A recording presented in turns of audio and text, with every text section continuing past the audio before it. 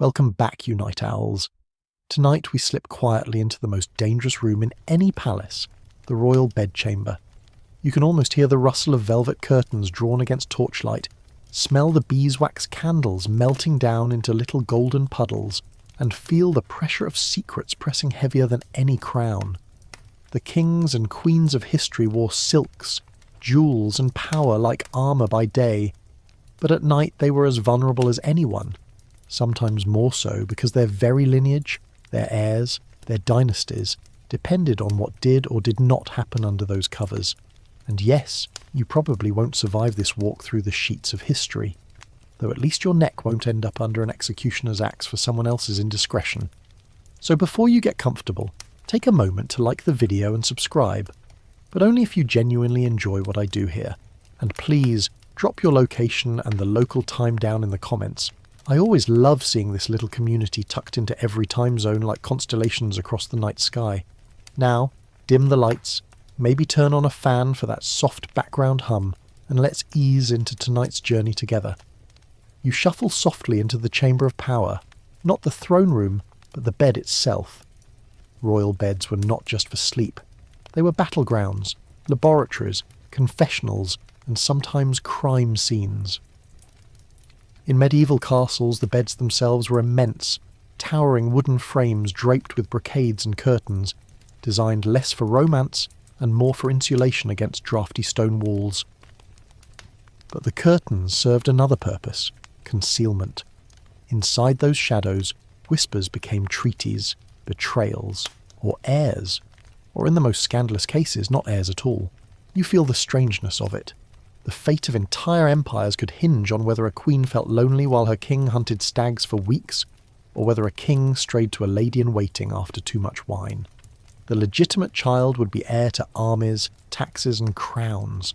The illegitimate one, well, sometimes they were ignored, sometimes quietly married off, and sometimes they rose like hidden lions to shake dynasties apart. There's an odd reality check for you. In a time before DNA tests, legitimacy was more about appearances than science. If the queen gave birth while married, everyone was expected to nod politely and call the baby the king's, even if the child looked suspiciously like the handsome court musician. Historians still argue whether we underestimate just how many noble lines were shaped by affairs rather than lawful unions. As you let yourself drift deeper into the centuries, the examples begin to form a pattern. Kings, often desperate for male heirs, would sometimes take mistresses openly, boasting of virility. Queens, bound by duty but left neglected, found consolation in forbidden embraces. Courtiers and servants were always present, lurking at the edges, carrying gossip like wildfire. And in the middle of it all, those vast beds, four-poster citadels holding dynastic destinies. Take France in the 14th century. Rumours swirled around the daughters-in-law of King Philip IV, the so-called Tour de Nesle affair. 3 noble women were accused of betraying their royal husbands with dashing knights. When caught, the knights were gruesomely executed, while the women were imprisoned for life. The scandal didn't just embarrass the dynasty, it poisoned succession disputes for decades, planting seeds that would later blossom into the 100 Years' War. You picture those silk sheets at the Tower of Nesle in Paris, tangled with passion that would echo in battlefields generations later. And then there's England, where the very concept of cuckoldry carried its own iconography. The unfortunate husband was imagined with horns sprouting from his brow, a cruel little joke that endured for centuries. To be cuckolded was not just private humiliation, it was political weakness. A king rumoured to be cuckolded by his queen could find his authority corroded by whispers, his policies undermined by courtiers who doubted his manhood. One fringe tidbit. In Renaissance theatre, audiences would roar with laughter at jokes about cuckold horns, yet the very same nobles laughing might be quietly arranging their own discreet assignations. You tread across the channel again and find Spain, where the Habsburg dynasty clung to legitimacy with almost obsessive rigidity. Yet even there, rumours of straying queens and wandering kings bubbled under the surface. Charles II of Spain, remembered for his tragic health problems, was whispered to be the product of too much inbreeding, and in that environment, any suggestion of illegitimacy was both a scandal and a potential saving grace. Was it better to be an unhealthy legitimate heir, or a vigorous illegitimate one? Historians still argue whether the Spanish crown might have fared better had some accidents been allowed to rise. The atmosphere of these chambers is thick. You can almost smell the beeswax mixing with perfume, the sourness of jealousy rising in the night. When queens gave birth, entire retinues crowded in to witness, not out of medical necessity, but to guarantee that no sleight of hand had slipped another woman's child into the royal crib. Imagine trying to labour under the gaze of courtiers, bishops and noblewomen, all craning their necks to confirm that yes, this slippery red infant had come directly from the Queen's body. Privacy was a luxury denied to monarchs, because legitimacy had to be seen to be believed. One of the quirks of these royal beds is how they blurred lines between intimacy and politics. The bedchamber often doubled as a semi-public space, especially in courts like Versailles, where the ritual of waking the king or queen became a spectacle.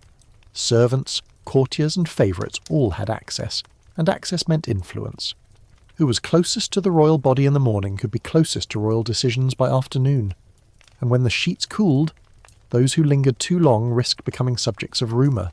It wasn't only kings and queens. Princes, princesses, dukes and duchesses all navigated this web. Sometimes illegitimate children were acknowledged openly, even granted titles and lands. Charles II of England fathered so many children outside his marriage that they formed a kind of shadow aristocracy. Dukes and duchesses who owed their existence to the king's mistresses rather than his queen. Other times, illegitimate children were erased from records, abandoned or quietly sent to monasteries, yet the bloodline was still there, pulsing, a quiet threat to the legitimacy of the crowned heirs.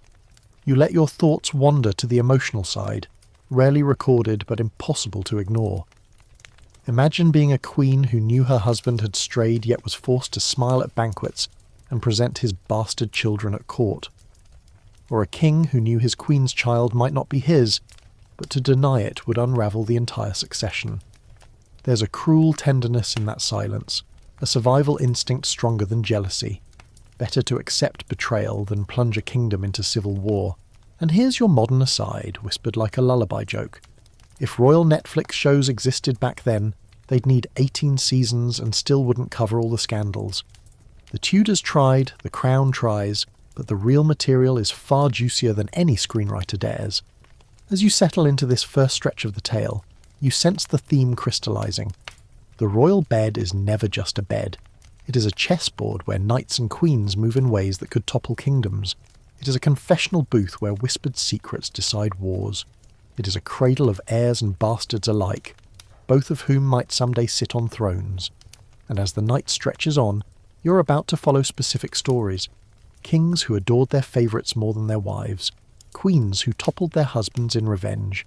Dynasties shaken by the laughter of gossip. But for now, as the candle gutters low in this first chamber, you understand the foundation. Betrayal wasn't an exception. It was the rule hidden under embroidered covers. And legitimacy wasn't always truth. It was performance, staged for courtiers' eyes and history's memory. You shift quietly, listening to the creak of a canopy bed older than you can imagine, and prepare yourself for the sharper, stranger stories waiting in the next rooms. You're already deep in the hush of royal corridors when you hear the heavy sighs of a king, not from exhaustion of battle, but from a different kind of longing. The year is 1307, England's throne has just shifted, and you're walking beside Edward II, son of Edward I, better known as Longshanks, the Hammer of the Scots. The father's shadow looms enormous, a towering figure of ruthless campaigns and iron will, and into that shadow steps a son who, instead of sharpening swords, sharpens affections for men his court will never accept. Edward II's reign begins with promise, tall, handsome, carrying the Plantagenet banner with the weight of centuries behind him. Yet from the first moments of his kingship, whispers trail him. His heart, they say, beats not for his queen, Isabella of France, but for his favourites, young men who win his devotion with charm, companionship, and, if court gossip is to be believed, intimacy. You can almost feel the scandal crackling in the air like dry parchment held too close to a flame. The first of these companions is Piers Gaveston, a Gascon knight of modest birth, whose wit and flamboyance draw Edward like a moth to candlelight. Edward elevates him with titles far beyond his station, Earl of Cornwall no less, and showers him with gifts. Picture the scene. barons, proud in their long coats of arms, watching as this upstart struts in silks, laughing in French-accented English, joking at their expense. You know already how much resentment this stirs. The court, bound by honour and lineage, seethes as Edward dotes on Gaveston, inviting him into chambers usually reserved for the most trusted. Historians still argue whether the bond between Edward and Piers was romantic, platonic, or something in between. Some chroniclers sneer at the idea of improper intimacy, others insist it was love disguised as favouritism. One thing is certain, the king's obsession with Gaveston eclipsed his duties, and his neglect festered in the nobility's pride. Even Isabella, Edward's queen, left to navigate her role in a foreign court, saw herself sidelined. You can almost imagine her in her chambers, lips pressed thin as the laughter of Gaveston echoed down the hall. Edward's enemies finally act. The barons rise, cornering him with demands. In 1312, Gaveston is seized by those who despise him most, and executed brutally, run through in cold blood despite the king's pleas. You linger on Edward's grief, for it is almost unbearable to witness. A monarch who could order armies to march reduced to a man wailing for his lost companion. That moment shatters him, yet it also sets a pattern. The king will fill the void with others, and each time the cycle of favouritism, jealousy, and betrayal repeats. Enter the Despencer family, particularly Hugh Despencer the Younger, who becomes Edward's next intimate favourite. If Gaveston was flamboyant, Despencer is ruthless. He worms his way into Edward's trust, pushing out rivals, amassing lands, and wielding royal authority with a cold hand. The barons groan once more, their patience fraying. England teeters on civil war, and you can feel the tension as though the stones of Westminster themselves are vibrating with anger. Meanwhile, Isabella of France, the so-called she-wolf, waits. At first, she tolerates her husband's peculiar attachments, but as Despencer's grip tightens, Isabella is shoved aside entirely, treated less as queen and more as ornament. Her lands are seized, her dignity stripped, and her loyalty tested. You know what comes next. Betrayal breeds betrayal. Isabella, insulted and ignored, begins to weave her own web. Here's a quirky detail. Edward, despite all his favouritism, is remembered for founding England's first official public swimming pool at Westminster. Imagine it. The king who preferred the company of men also loved water sports, constructing a tiled bathhouse that must have felt shockingly modern. You smile at the thought of him splashing in warm water while his kingdom seethed outside the walls, a king out of step with his age. By the 1320s, unrest erupts. Barons revolt against Despencer, armies clash, and Edward is forced into humiliations that sap his kingship. Through it all, Hugh Despencer remains at his side, clinging to the king's favour with the desperation of a drowning man. But Isabella has had enough. In 1325, sent to France on a diplomatic mission, she refuses to return. Instead, she takes a lover of her own, Roger Mortimer, and together they plan the overthrow of Edward and his despised favourite. You can almost hear the thud of boots as Isabella and Mortimer land in England in 1326, banners unfurled, nobles flocking to their cause. The people, weary of Despencer's tyranny, greet them as saviours. Edward and Hugh flee, but it's too late. They're captured, paraded through streets that once cheered their rule, now howling for their downfall. Despencer's execution is a grotesque spectacle, too grisly to linger on in detail, but suffice to say it's one of the Middle Ages' most infamous punishments. And Edward, stripped of his crown, imprisoned in Berkeley Castle, left with only echoes of past affections. The manner of his death in 1327 remains a subject of fierce debate. The lurid story, that he was killed by a red-hot poker, a punishment twisted to mock his rumoured desires, may be more myth than fact. Historians still argue whether Edward died quietly of neglect, was smothered in secrecy, or endured that infamous fate. What matters is the symbolism. The king who elevated his favourites above all else was destroyed by the very intimacy that defined him. Step back for a moment and feel the irony settle. Edward II was not a weak man by nature. He was strong, athletic, fond of jousts and outdoor sports. But his failure lay in where he placed his loyalty, in personal attachments rather than political prudence. The bedchamber, once a place of solace, became his downfall. and Isabella, the sidelined queen, turned betrayal into revolution. As you let the flickering torches of that ruined reign fade, you're left with an image. A king leaning too close to a confidant, laughter echoing in darkened halls while courtiers whisper behind gloved hands. Edward's story isn't just one of scandal.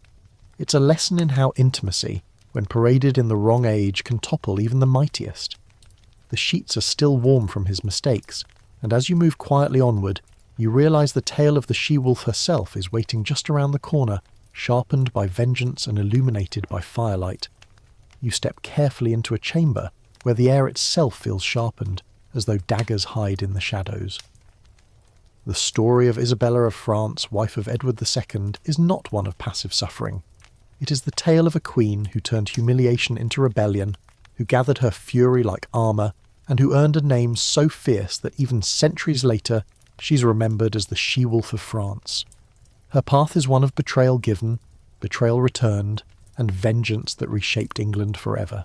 You remember the last section's whispers. Edward, enthralled by favourites like Piers Gaveston and Hugh Despencer, left his queen abandoned, her lands seized, her dignity bruised. Imagine her, the daughter of Philip IV of France, raised in the glittering courts of Paris where queenship meant respect, arriving in England to find herself reduced to a figurehead. While Edward lavished jewels and lands on his companions, Isabella's household was starved of resources. She was dressed in neglect while her husband's lovers strutted in silks. You can almost hear the grinding of her teeth as the years rolled by. Yet Isabella was not powerless. Her lineage alone was formidable. She was sister to 3 French kings. Her intelligence was honed in a court where politics flowed like wine, and unlike many consorts, she understood how to turn public opinion. When Despencer tightened his grip on Edward, confiscating Isabella's estates and humiliating her in public ceremonies, she began to craft her countermove. Queens, after all, could wield daggers of their own, even if they were made of words and alliances. The decisive moment came in 1325. Edward, mired in disputes with France, sent Isabella across the Channel to negotiate with her brother, King Charles IV. Officially, it was a diplomatic mission. Unofficially, it was an escape. Once in Paris, Isabella refused to return. She styled herself not as Edward's wife, but as a queen wronged, abandoned by her husband and his corrupt favourite. The French court, eager to embarrass England, gave her shelter. It was there she encountered Roger Mortimer, a baron who had escaped the Tower of London after rebelling against Edward. Their partnership, political, personal, and perhaps romantic, would change the course of history. Historians still argue whether Isabella and Mortimer's bond was first forged of necessity or of passion. Some say she saw in him a tool for revenge, others that they shared genuine affection. What cannot be denied is their unity of purpose. In 1326, Isabella and Mortimer landed in England with a small force, banners raised, ready to topple Despencer and Edward both. The English nobility, weary of Despencer's tyranny, flocked to her side. Even the common people, who had suffered under Despencer's greed, cheered the queen who dared defy her husband. Picture the moment. Isabella, dressed in battle finery, riding through cheering crowds as her husband fled in panic. Edward and Hugh Despencer attempted to escape by sea, but storms and fate cornered them. Captured, they were dragged before the Queen's army. Isabella's triumph was complete. Despencer, hated beyond measure, was executed in a punishment so elaborate it became infamous. Edward was imprisoned, shorn of power, left to pace the cold stones of Berkeley Castle. And here is where legend darkens into myth. Edward's death in 1327 remains shrouded in rumour. The most lurid tale insists he was murdered with a red-hot poker, an act designed to mock his alleged preferences. Yet many scholars now doubt it, suggesting instead that he was quietly smothered, or perhaps even that he survived in exile under another name. Historians still argue whether the grotesque tale was propaganda, a way of painting Isabella and Mortimer as monstrous. Whatever the truth, Edward's reign ended with his wife's rebellion. Now Isabella stood not merely as queen, but as regent for her young son, Edward III. Together with Mortimer, she ruled England in the boy's name. At first, the partnership glittered with promise.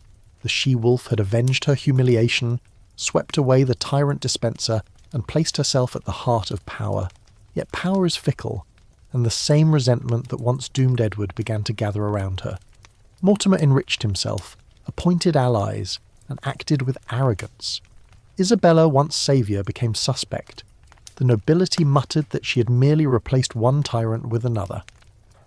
Here's your quirky tidbit. Isabella, despite her fearsome reputation, was also a noted patron of the arts. Her court embraced literature, music, and pageantry, and she adored elaborate pageants and ceremonies. One could imagine her delighting in a masque while outside the barons sharpened their daggers of discontent. It's a reminder that even those painted as villains lived complex lives beyond the headlines of history. By 1330, the young Edward III had come of age, and resentment toward Mortimer boiled over. In a daring coup, the teenage king seized control. Mortimer was arrested and executed, and Isabella was forced into retirement. She spent the rest of her life at Castle Rising, a comfortable exile softened by wealth. The she-wolf, once the terror of her husband and saviour of the realm, now faded into quieter days, occasionally re-emerging at court but never again wielding the fire she had unleashed. And yet, history could never forget her. The chroniclers, mostly male and hostile, branded her a she-wolf, a woman who had overstepped her role, who had dared to wield power with fangs bared. To them, her rebellion was monstrous. But look closely and you see something else. A queen who refused to be sidelined, who answered betrayal with betrayal, who used the tools at her disposal, alliances, charisma, and perhaps love, to seize destiny. The image that lingers is stark. Isabella in armour at the head of her army, her hair bound under a jewelled circlet, eyes hard with resolve. Behind her, banners of rebellion snap in the wind. Before her, a kingdom trembling, waiting to see whether a queen could break the order of things. And in the silence that follows, you know she did. You smile at the irony. Edward II's downfall began in the intimacy of his bed, his favouritism too open, too reckless. Isabella's triumph began in the rejection of that bed, when she chose to leave and craft her own destiny. Between them, husband and wife mirrored each other. Betrayal for betrayal, passion for passion, downfall for downfall. As you step out of Isabella's chamber, the shadows soften, but the echo of her voice remains. It's the growl of a wolf who learned to hunt in the dark corridors of kings, and it leads you forward into another chamber where a very different monarch will laugh, feast, and father more children than his court could count. Charles II, England's merry monarch. You drift from the grim shadows of Isabella's rebellion into the golden haze of a very different court, 17th century England, where the sound of fiddles and laughter drowns out whispers of treason. Here, the candlelight isn't heavy with suspicion, but warm with indulgence, and the king at the centre of it all is Charles II, the so-called merry monarch. If Edward II's bedchamber spelled disaster, Charles's became something like an entire annex of the state, equal parts nursery, theatre, and carnival. Charles II's reign followed a storm. His father, Charles I, had lost not just his crown but his head. Executed in the grim chill of 1649, England suffered through Oliver Cromwell's stern Commonwealth, where theatres were shuttered, maypoles toppled, and dancing frowned upon. By the time Charles II was restored in 1660, the kingdom ached for joy, colour, and indulgence. You can almost hear the cheer when he entered London, the streets flooded with flowers, bells ringing out, people climbing onto roofs just to glimpse the new king. From the first, Charles understood what his subjects wanted: lightness, after years of severity. He reopened theatres, encouraged music, and surrounded himself with wit. Yet he also had appetites as wide as the Thames. Where Cromwell had preached virtue, Charles practised pleasure. He was tall, dark-haired, and witty, qualities that made him irresistible to women across the social spectrum. And unlike many monarchs, he didn't hide his mistresses. Instead, he paraded them as part of his glittering court, handing them titles, estates, and influence. The official queen, Catherine of Braganza, a Portuguese princess, must have felt the weight of these endless affairs. She brought with her a generous dowry, including Tangier and Bombay, and even introduced tea-drinking to England, a legacy that still fills teacups centuries later. Yet despite her patience and devotion, she and Charles had no surviving children. Each miscarriage deepened the sorrow, and with each disappointment, the importance of heirs became sharper. But Charles never seemed troubled. He joked that he fathered plenty of children, just not with his wife. And indeed, the tally is staggering. Historians count at least a dozen acknowledged illegitimate children, though rumours suggest more. These weren't hidden away in convents or fostered out anonymously. Charles openly acknowledged them, bestowing dukedoms and earldoms as if his bedchamber had its own heraldic office. The Dukes of Monmouth, Grafton, St Albans, and Buccleuch all traced their titles to his bastards. To walk in Charles's court was to see a carnival of legitimacy and illegitimacy, blending until the line blurred entirely. One of the most famous of these was James Scott, Duke of Monmouth, born to Lucy Walter. Handsome, dashing and popular, Monmouth became a darling of the people. Charles adored him but never legitimised him, a crucial distinction. Still, Monmouth nursed hopes of the crown, hopes that would later burst into rebellion after Charles's death. You can almost sense the seeds of tragedy being sown at banquets, where the young duke basked in attention while courtiers whispered that he might, one day, reach for the throne. Charles's mistresses were legends in their own right. Barbara Villiers, Countess of Castlemaine, was fiery, extravagant, and notorious for her temper. She bore him at least 5 children and wielded immense influence, often striding into council meetings uninvited. Nell Gwynn, the orange seller-turned actress, became perhaps his most beloved. With her quick wit and earthy humour, she charmed the king and the public alike. Once, when her carriage was mistaken for that of a Catholic mistress and jeered, she leaned out the window and cried, "Pray, good people, I am the Protestant whore."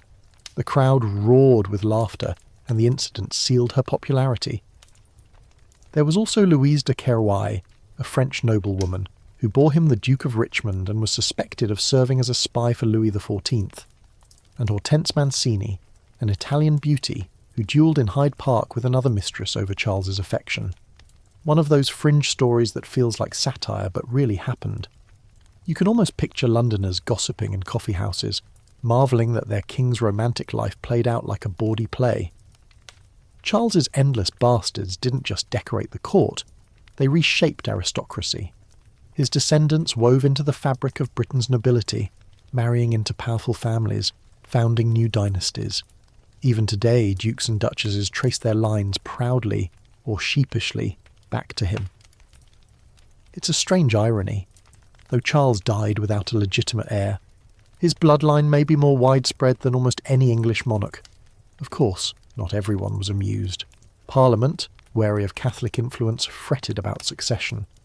Charles's brother James, Duke of York, stood as heir presumptive, but his Catholic faith alarmed Protestant England. Some rallied behind Monmouth, Charles's favourite bastard, hoping he might supplant James.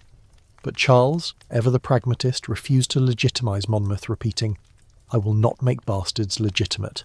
Still, the ambiguity festered, and years later Monmouth's rebellion would end in blood.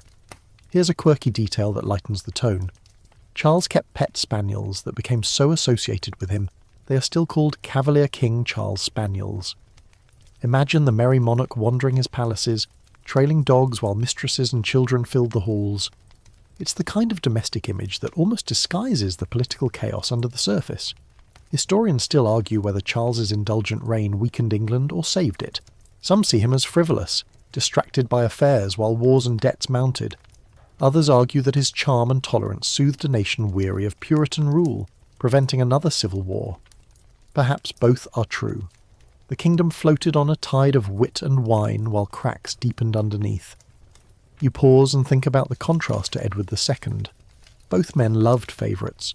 Both stirred scandal. But where Edward's attachments destroyed him, Charles turned his into theatre, making mistresses and bastards part of the royal brand. His court was a carnival where gossip became entertainment rather than sedition. He survived not by virtue but by laughter and indulgence. The image that remains is lively.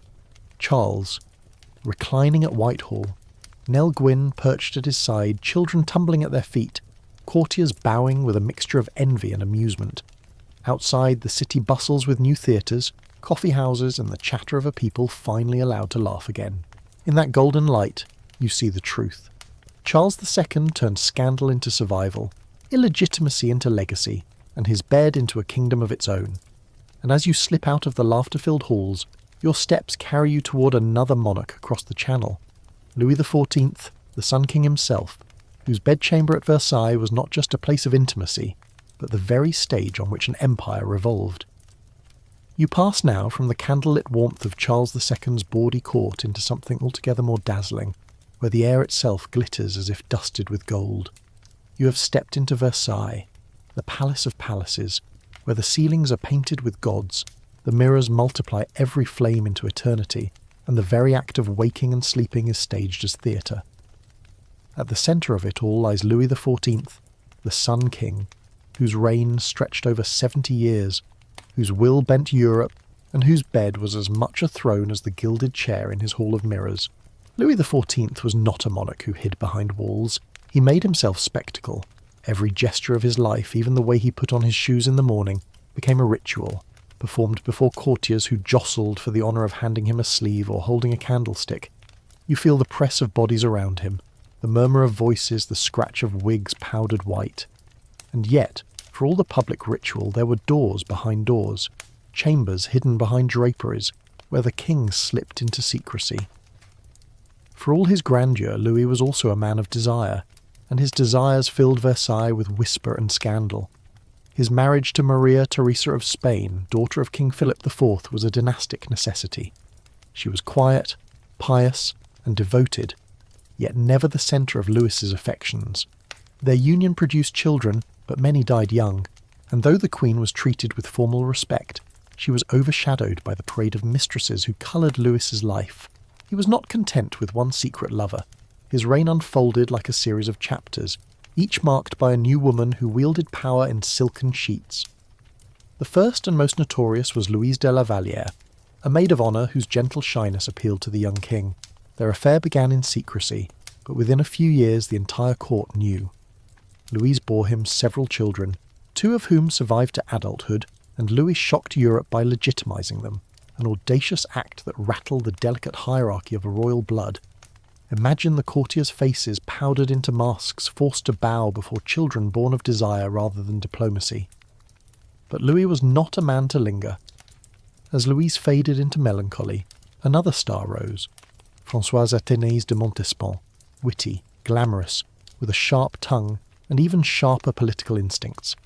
She became not just his mistress, but virtually a co-ruler of his private world.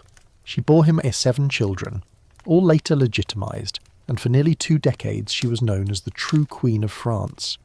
You can almost hear her laughter echoing through Versailles, dripping with confidence, her jewels flashing brighter than Maria Theresa's crown. And yet, with power comes peril. Rumours swirled of Montespan's involvement in the affair of the poisons, a scandal of black magic, fortune-tellers, and whispered satanic rites. It was said she sought potions to keep Louis's love, even spells whispered over bread and wine. Historians still argue whether she was truly involved or merely slandered by jealous rivals. What is certain is that her reign ended in disgrace, and the Sun King's passions turned again. By then, Louis's secret affairs took on a curious tone of morality. After Montespan, he found solace in Françoise d'Aubigné, better known as Madame de Maintenon, the governess of his children. Pious, intelligent, and discreet, she became his confidant, and eventually, it is believed, his secret wife in a morganatic marriage. Unlike Montespan's glittering wit, Maintenon offered stability, religion, and gentle companionship. She urged Louis toward piety in his later years, shaping not only his private life but his public policies, encouraging his harsh stance on Protestantism and the revocation of the Edict of Nantes. You can almost sense the quiet hush of her chamber, where the Sun King, grown older, traded scandal for sermons. Still, the legacy of Louis's affairs was vast. He legitimized many of his illegitimate children, arranging marriages that wove them into Europe's nobility. His daughters married dukes, his sons became princes of blood. In time, these once bastards sat at tables alongside legitimate royalty, blurring lines that once seemed immovable. The irony is sharp. The king, who embodied divine right, also delighted in reshaping divine lineage to suit his heart. Here's a quirky little aside that brings Versailles alive. Louis insisted that Versailles' gardens be designed so that every path, fountain and hedge seemed to radiate from his chamber. It was the architecture of ego. every line pointing back to him. And within that chamber, love affairs were the hidden rivers beneath the marble, shaping not only gossip but alliances. Of course, the Queen, Maria Theresa, bore the humiliation with grace. When asked about her rival Montespan, she reportedly replied, "There is nothing in the world that can prevent me from being queen." Yet behind that dignity was pain. She died in 1683, largely overshadowed by the mistresses who had ruled the king's heart. Louis's reign reminds you of a grand play, staged on the world's most glittering stage. The public saw the monarch as Apollo, dazzling, unshakable, the embodiment of France itself. But behind the golden curtains, women whispered secrets into his ear, bore his children, and steered him in ways that shaped policy, succession, and empire. Versailles was as much a nursery for illegitimate heirs as it was a temple of monarchy. Historians still argue whether Louis's endless legitimizations destabilized or strengthened France. Some say his favoritism to his children caused resentment, undermining the traditional nobility. Others argue that by carefully arranging their marriages, he reinforced the monarchy's grip, expanding his influence into every corner of the realm. Perhaps, like the gardens of Versailles, it was all carefully plotted, every line leading back to the sun. As you let your mind wander down those gilded corridors, you sense the continuity. The royal bed is never private, not even when surrounded by silk and guards. It is the quiet forge where dynasties are reshaped, where legitimacy bends beneath desire, where queens are eclipsed by mistresses, and where bastards are transformed into princes. The image that lingers is this: Louis XIV, rising from his bed at dawn, courtiers pressing forward to witness the ritual of his awakening. Yet you know that when the doors close, and only one woman remains behind the curtain, it is she, not the swarm of dukes and bishops, who holds the ear of the sun.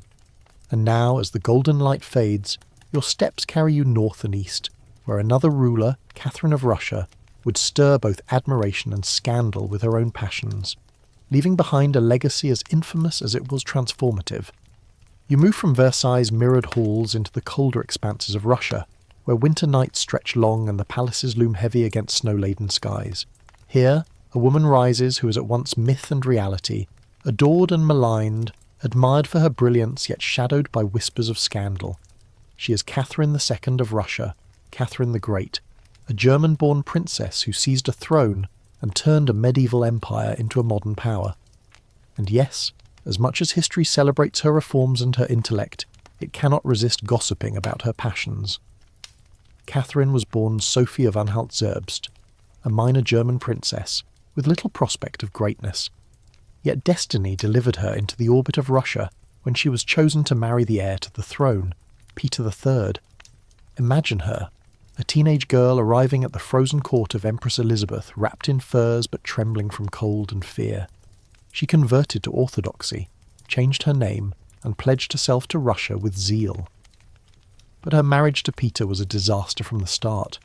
Peter, eccentric and unstable, preferred toy soldiers to his wife, and rumours of his neglect ran rampant. Catherine, clever and ambitious, realised that her survival required producing an heir. Here, legitimacy and intimacy entwined in the strangest ways. In 1754 she gave birth to Paul, the future emperor, but whispers immediately followed. Was Peter truly the father? Some suspected Sergei Saltykov, a handsome courtier, might have been the real sire. Historians still argue whether Paul carried Peter's blood, or whether Catherine had quietly secured her dynasty by other means. This was only the beginning.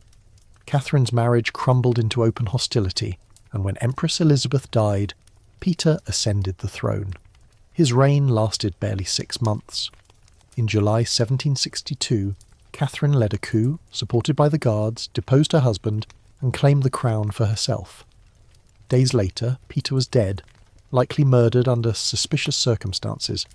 Catherine, at 23, stood as Empress of Russia, a throne she would hold for more than 3 decades. As ruler, she was extraordinary.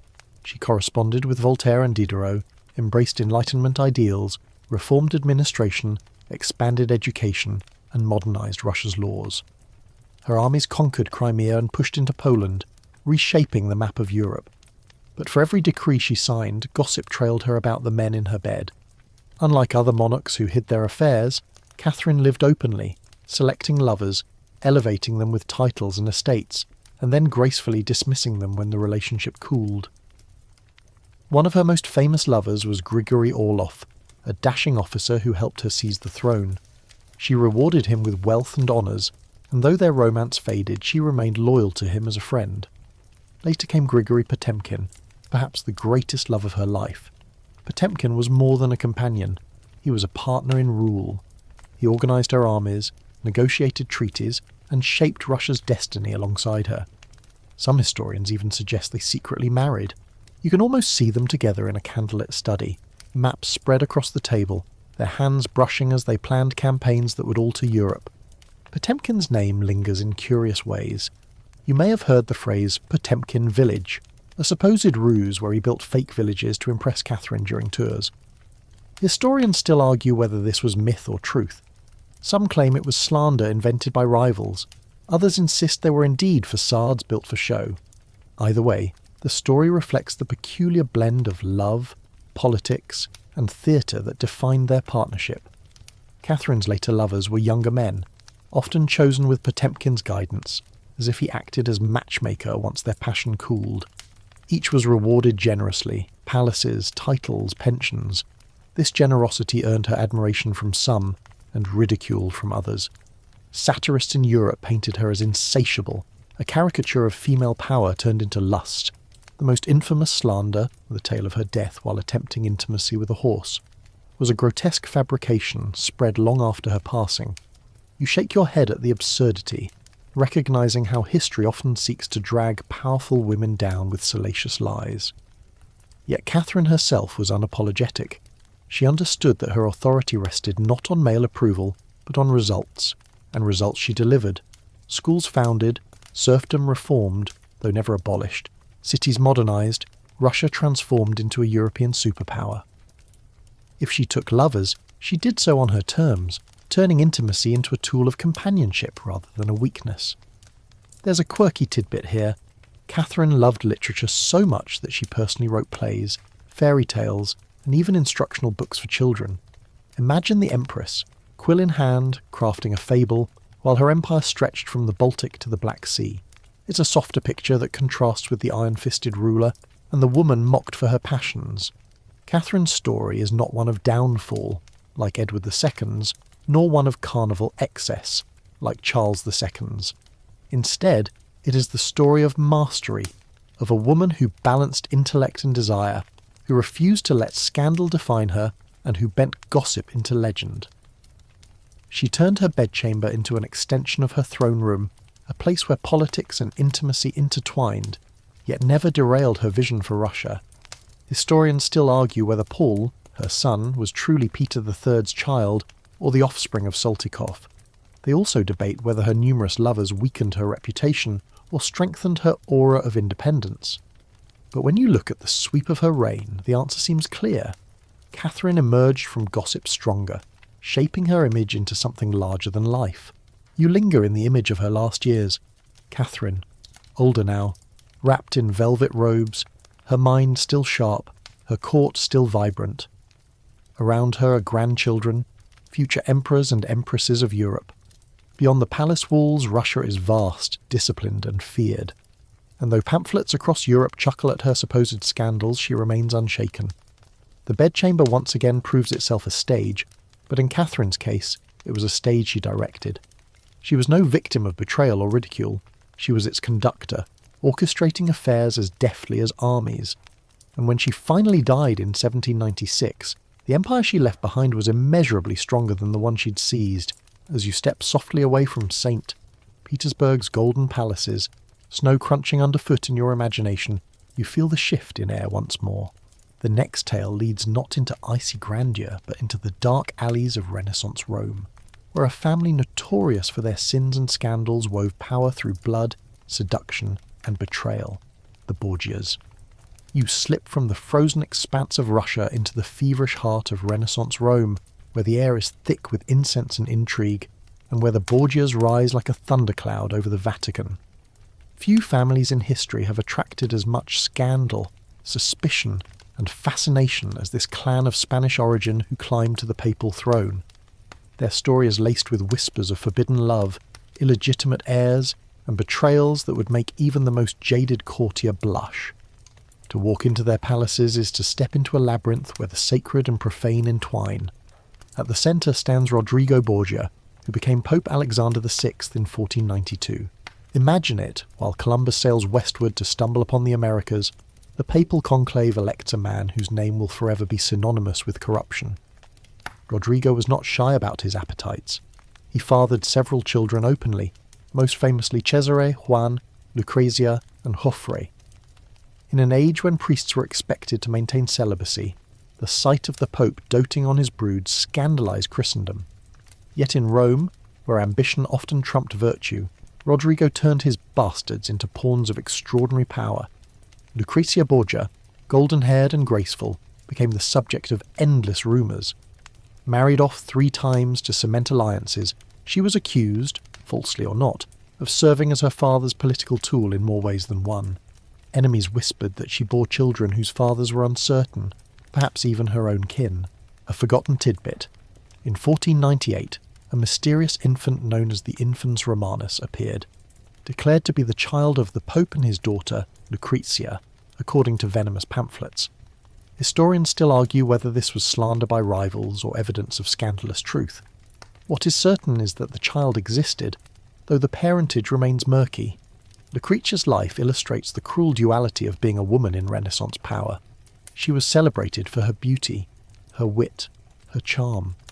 Poets praised her golden hair as spun sunlight, yet she was also vilified as a temptress, blamed for crimes she may never have committed. Was she a pawn or a player? Historians still debate. What's undeniable is that her marriages helped knit the Borgia influence across Italy, and her children went on to found dynasties in Ferrara and beyond. Cesare Borgia, her brother, embodied the darker side of the family. Tall, ruthless, and ambitious, he abandoned the cardinal's robes to become a soldier and conqueror. He carved out territories in central Italy with blood and cunning, his brilliance inspiring none other than Machiavelli. Indeed, Cesare is widely considered the model for the prince, a man who embodied both vision and cruelty, who understood that power came not from legitimacy, but from seizing opportunity. And yet, even in his campaigns, rumours of illegitimate children and secret affairs swirled. It seemed the Borgias could never escape the shadow of the bedchamber. The papal court under Alexander VI was notorious for excess. Banquets, pageants, and entertainments blurred into debauchery. One of the most infamous stories is the Banquet of Chestnuts, a feast in 1501 where courtesans danced among candlesticks, and prizes were offered for the men who lay with the greatest number of women. Whether exaggerated or not, the tale has endured as emblematic of Borgia corruption. You can almost hear the laughter, the clinking goblets, the rustle of velvet skirts as sacred offices collapsed into carnival. Here's a quirky tidbit. Alexander VI introduced the practice of the papal bull intercetera, which divided the newly discovered Americas between Spain and Portugal. While his court feasted and gossiped, he was also shaping the destiny of continents. It's a striking reminder that scandal and statecraft often walked hand in hand. The Borgias' downfall came as swiftly as their rise. In 1503, Alexander VI died, possibly poisoned, though some argue it was malaria.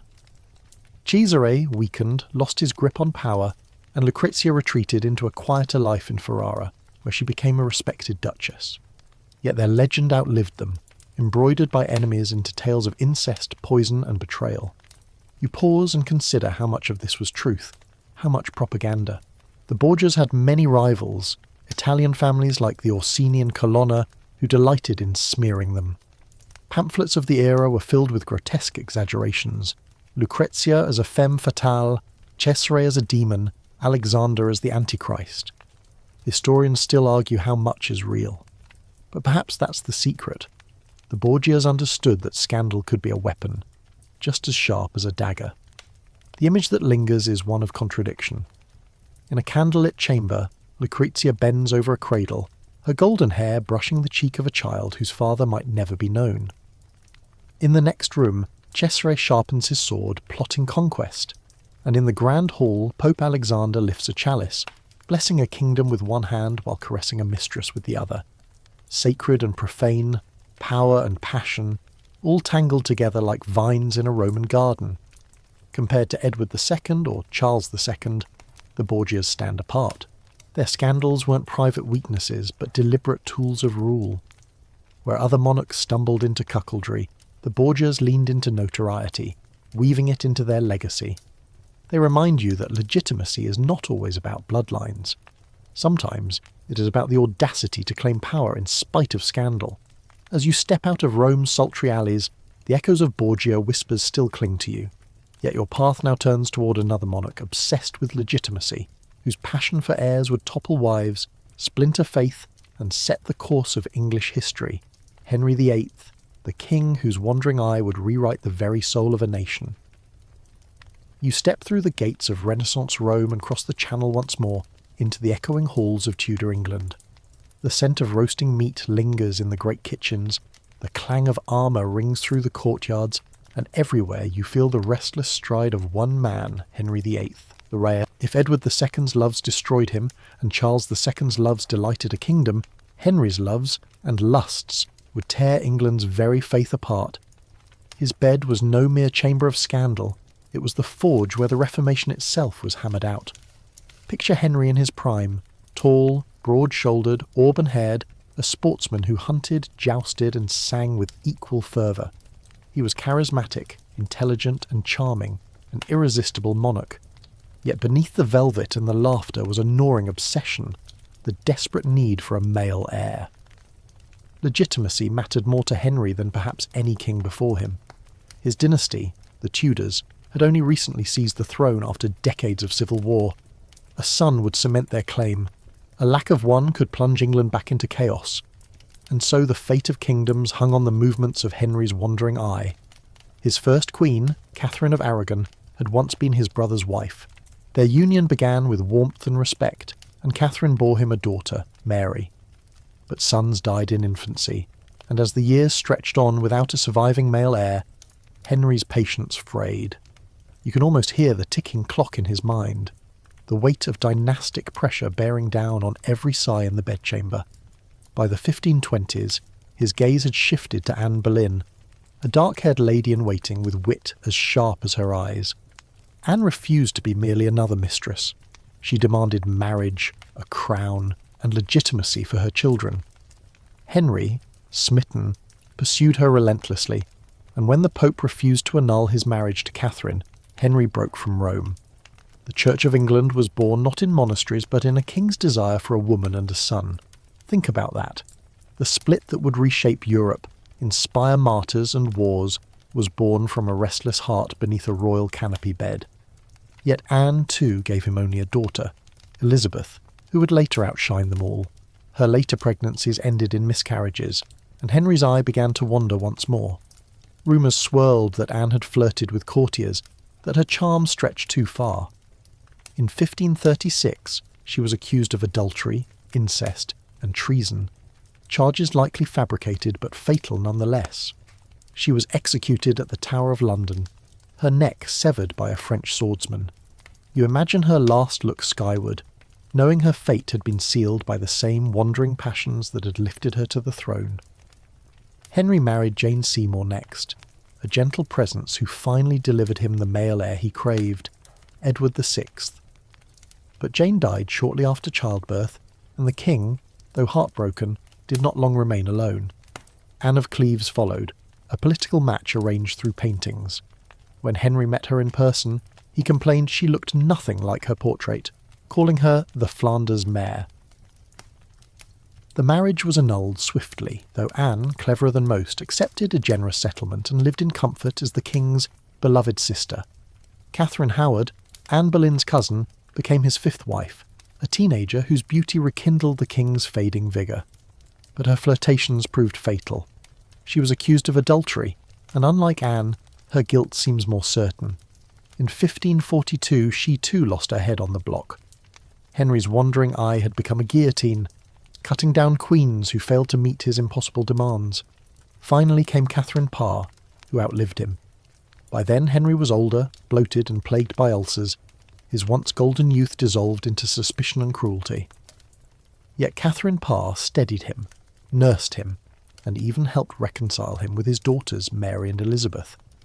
When Henry died in 1547, he left behind a fractured kingdom, a trail of executed wives, and a legacy of religious upheaval unmatched in English history.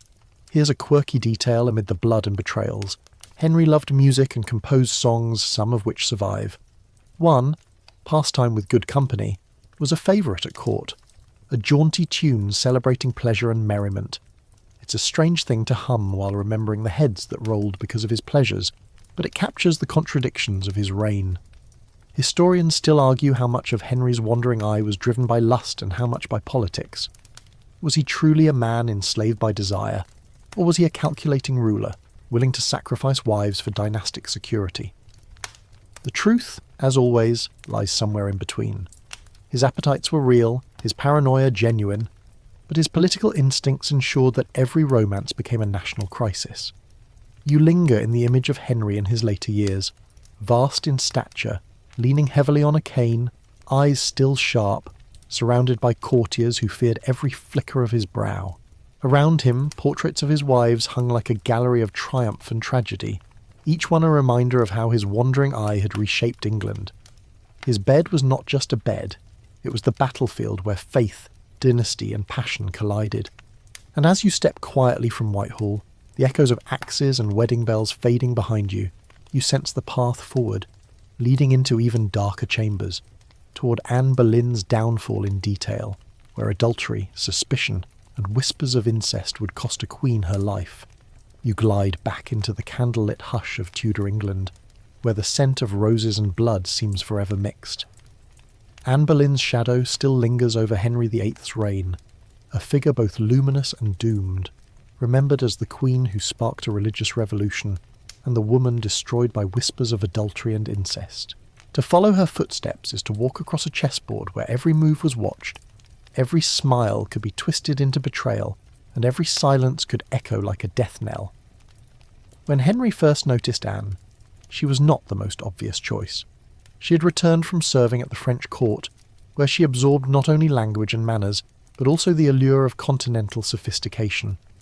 With dark eyes, quick wit, and a sharp tongue, she captivated Henry in a way no one else had. Unlike her sister Mary, who had already been Henry's mistress, Anne refused to yield without a crown. She wanted legitimacy, and so Henry's infatuation with her became the storm that broke England away from Rome. The path to Anne's queenship was littered with obstacles. Catherine of Aragon, Henry's first wife, refused to step aside. The Pope refused to grant an annulment. Years dragged on, during which Anne dangled just out of reach, fueling Henry's obsession. You can almost imagine the tension in the court. Courtiers whispering in corridors, bishops drafting arguments, ambassadors sending frantic letters to Rome. At last, Henry declared himself supreme head of the Church of England, married Anne in secret, and crowned her queen. For a moment, triumph seemed hers. In 1533 she gave birth to a daughter, Elizabeth, destined to be one of England's greatest monarchs. Yet in Henry's eyes, it was a bitter disappointment. No son. Subsequent pregnancies ended in miscarriage, including one that may have been a boy. Each failure gnawed at her security. You can feel her desperation mounting as Henry's once burning devotion began to cool, his wandering eye drifting toward Jane Seymour. And then came the accusations. In May 1536, Anne was arrested and charged with adultery, treason and incest, with her own brother, George Boleyn. The charges were grotesque, almost unbelievable. Adultery was bad enough for a queen. Incest turned it into monstrous betrayal. Yet the evidence was flimsy, based on confessions wrung by torture and the testimony of frightened courtiers. Historians still argue whether Henry genuinely believed the accusations, or whether they were a convenient fiction crafted by Thomas Cromwell, his chief minister, to rid the king of a queen who had become politically and personally inconvenient. The trial was a spectacle, staged in the Great Hall of the Tower. Anne, regal even in her disgrace, denied every charge with dignity. Yet the outcome was certain. She was found guilty, her supposed lovers, including her own brother, condemned to death. Imagine the silence of that courtroom, broken only by the scratching of quills as her fate was recorded, while outside Londoners whispered and speculated. On May 19th, 1536, Anne was led to the scaffold within the tower. Dressed in grey damask with a crimson kirtle beneath, she spoke calmly to the crowd, declaring herself innocent but praying for the king's health. A French swordsman had been brought to perform the execution, sparing her the clumsiness of an English axe. With one swift stroke her head was severed, and her body laid to rest in an unmarked grave within the Tower chapel. Her death was not just a personal tragedy, but a seismic political event.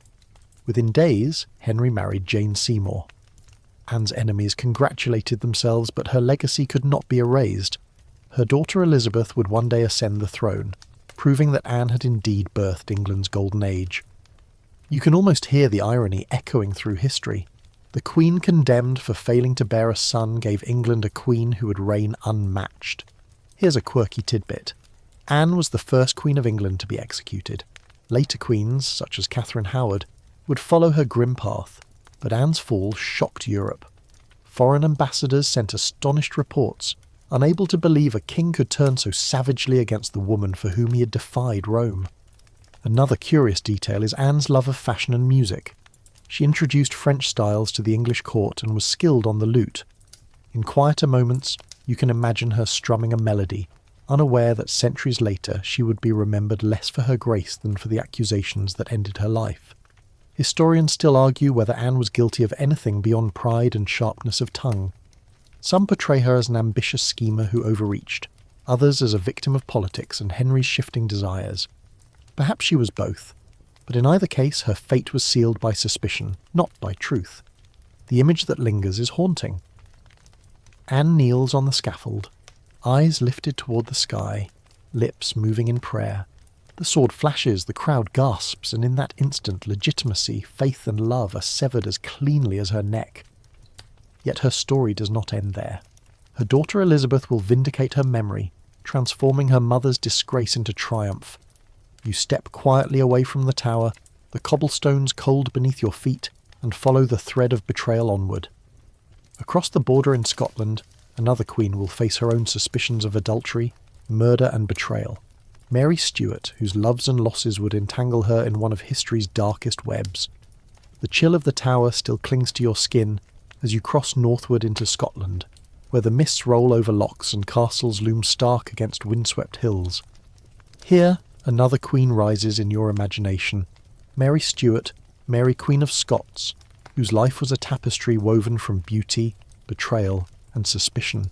If Anne Boleyn fell victim to accusations of adultery, Mary would live and die surrounded by them, her bedchamber becoming both her refuge and her ruin.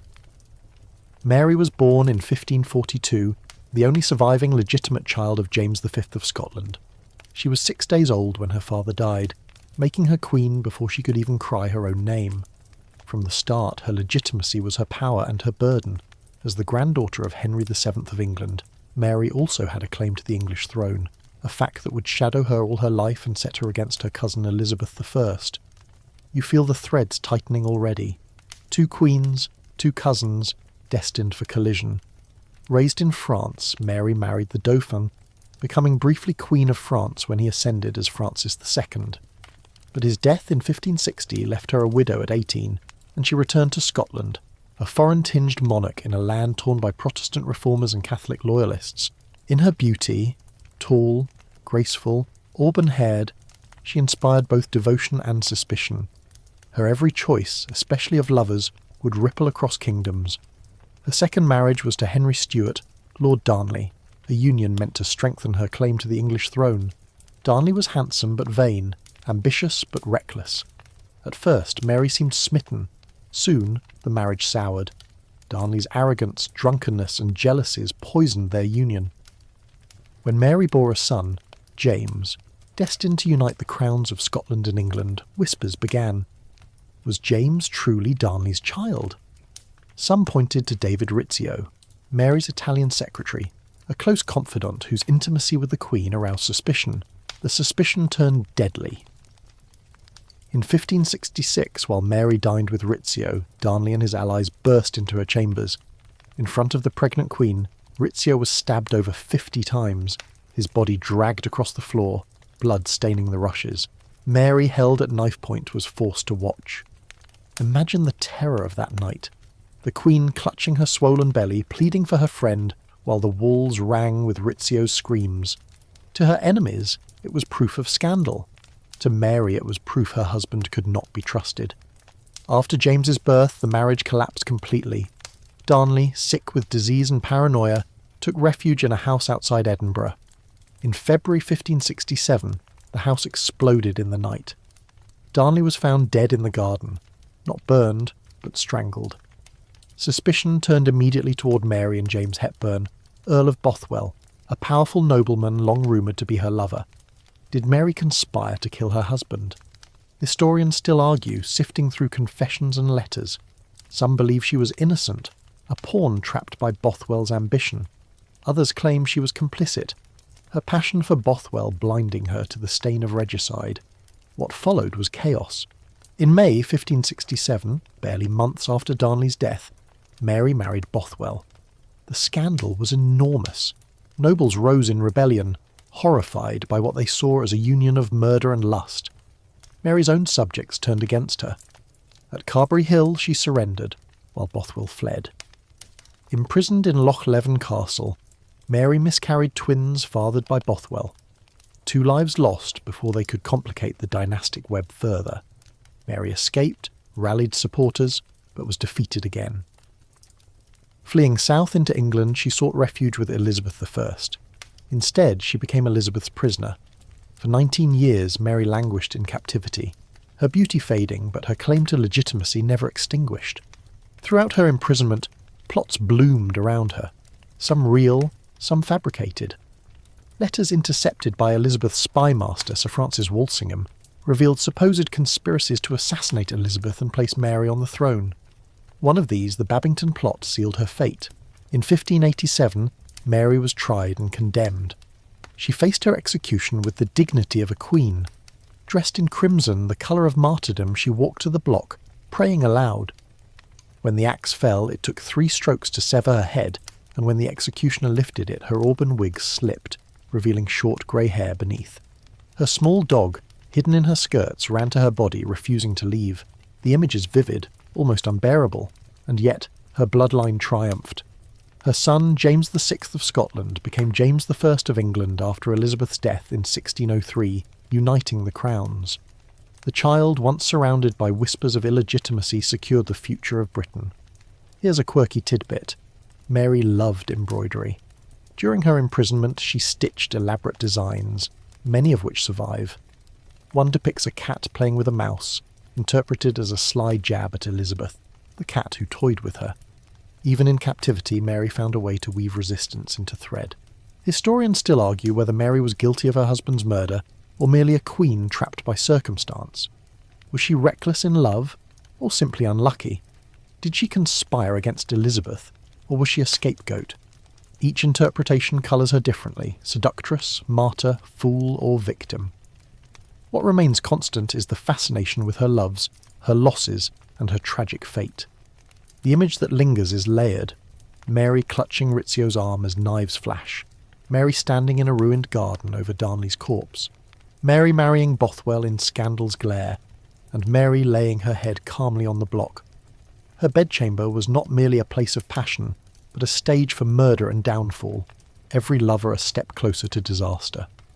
You turn from the cold stone of Loch Leven and the mournful halls of Fotheringhay Castle, carrying her sighs with you. Ahead, the air thickens with incense and intrigue again, for the Habsburgs of Spain await, a dynasty whose tangled marriages, whispered affairs, and fragile heirs reveal how even the most powerful empires could crack under the weight of scandal. You step now into the vast palaces of Spain, where tapestries muffle the walls and portraits glare down with Habsburg jaws, those long jutting chins that became as much a family crest as the double-headed eagle. The Spanish Habsburgs ruled a global empire: Spain, the Netherlands, swathes of Italy, colonies stretching from Mexico to the Philippines. Gold and silver from the New World poured into their coffers. Yet for all their power, their dynasty cracked not on the battlefield but in the bedchamber, where infidelities, inbreeding and whispered illegitimacy combined to weaken the mightiest throne in Europe. The Habsburgs were obsessed with bloodlines. Their strategy was to marry within the family to preserve power, weaving a net of kinship that tied Spain, Austria and beyond into one formidable bloc. But this obsession came at a terrible price: genetic frailty. By the 17th century, Spain's kings were pale, sickly, and often sterile, their line collapsing under the weight of too many cousin marriages. It's one of history's cruel ironies that the very attempt to preserve legitimacy created heirs less capable of sustaining it. Still, the rumours of infidelity never ceased. Courtiers whispered that queens sought lovers to mask their husbands' incapacity, and kings strayed as kings so often did. One of the earliest scandals surrounded Philip II, the stern monarch who sent the Armada against England. Married 4 times, he was known for piety and cold formality. Yet even Philip's court buzzed with rumours that his third wife, Elizabeth of Valois, carried a secret affection for his son Don Carlos. Whether true or not, the whispers festered. Don Carlos himself became a tragic figure, unstable, violent, and possibly mentally ill. He died mysteriously in confinement, fueling suspicion that his father had ordered his death. Historians still argue whether the rumours of adultery were mere invention, or whether Elizabeth's warm smiles toward Carlos hinted at something more. Later generations only deepened the gossip. Philip IV, who reigned in the mid-17th century, was infamous for his countless mistresses. Despite being married to 2 queens, Elizabeth of France, then Mariana of Austria, he fathered dozens of illegitimate children.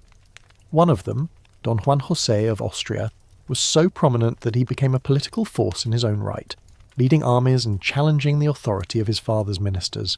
Imagine the awkwardness of councils where the king's bastard strutted with more charisma than legitimate heirs, a living reminder of bedchamber betrayals turned into battlefield glory.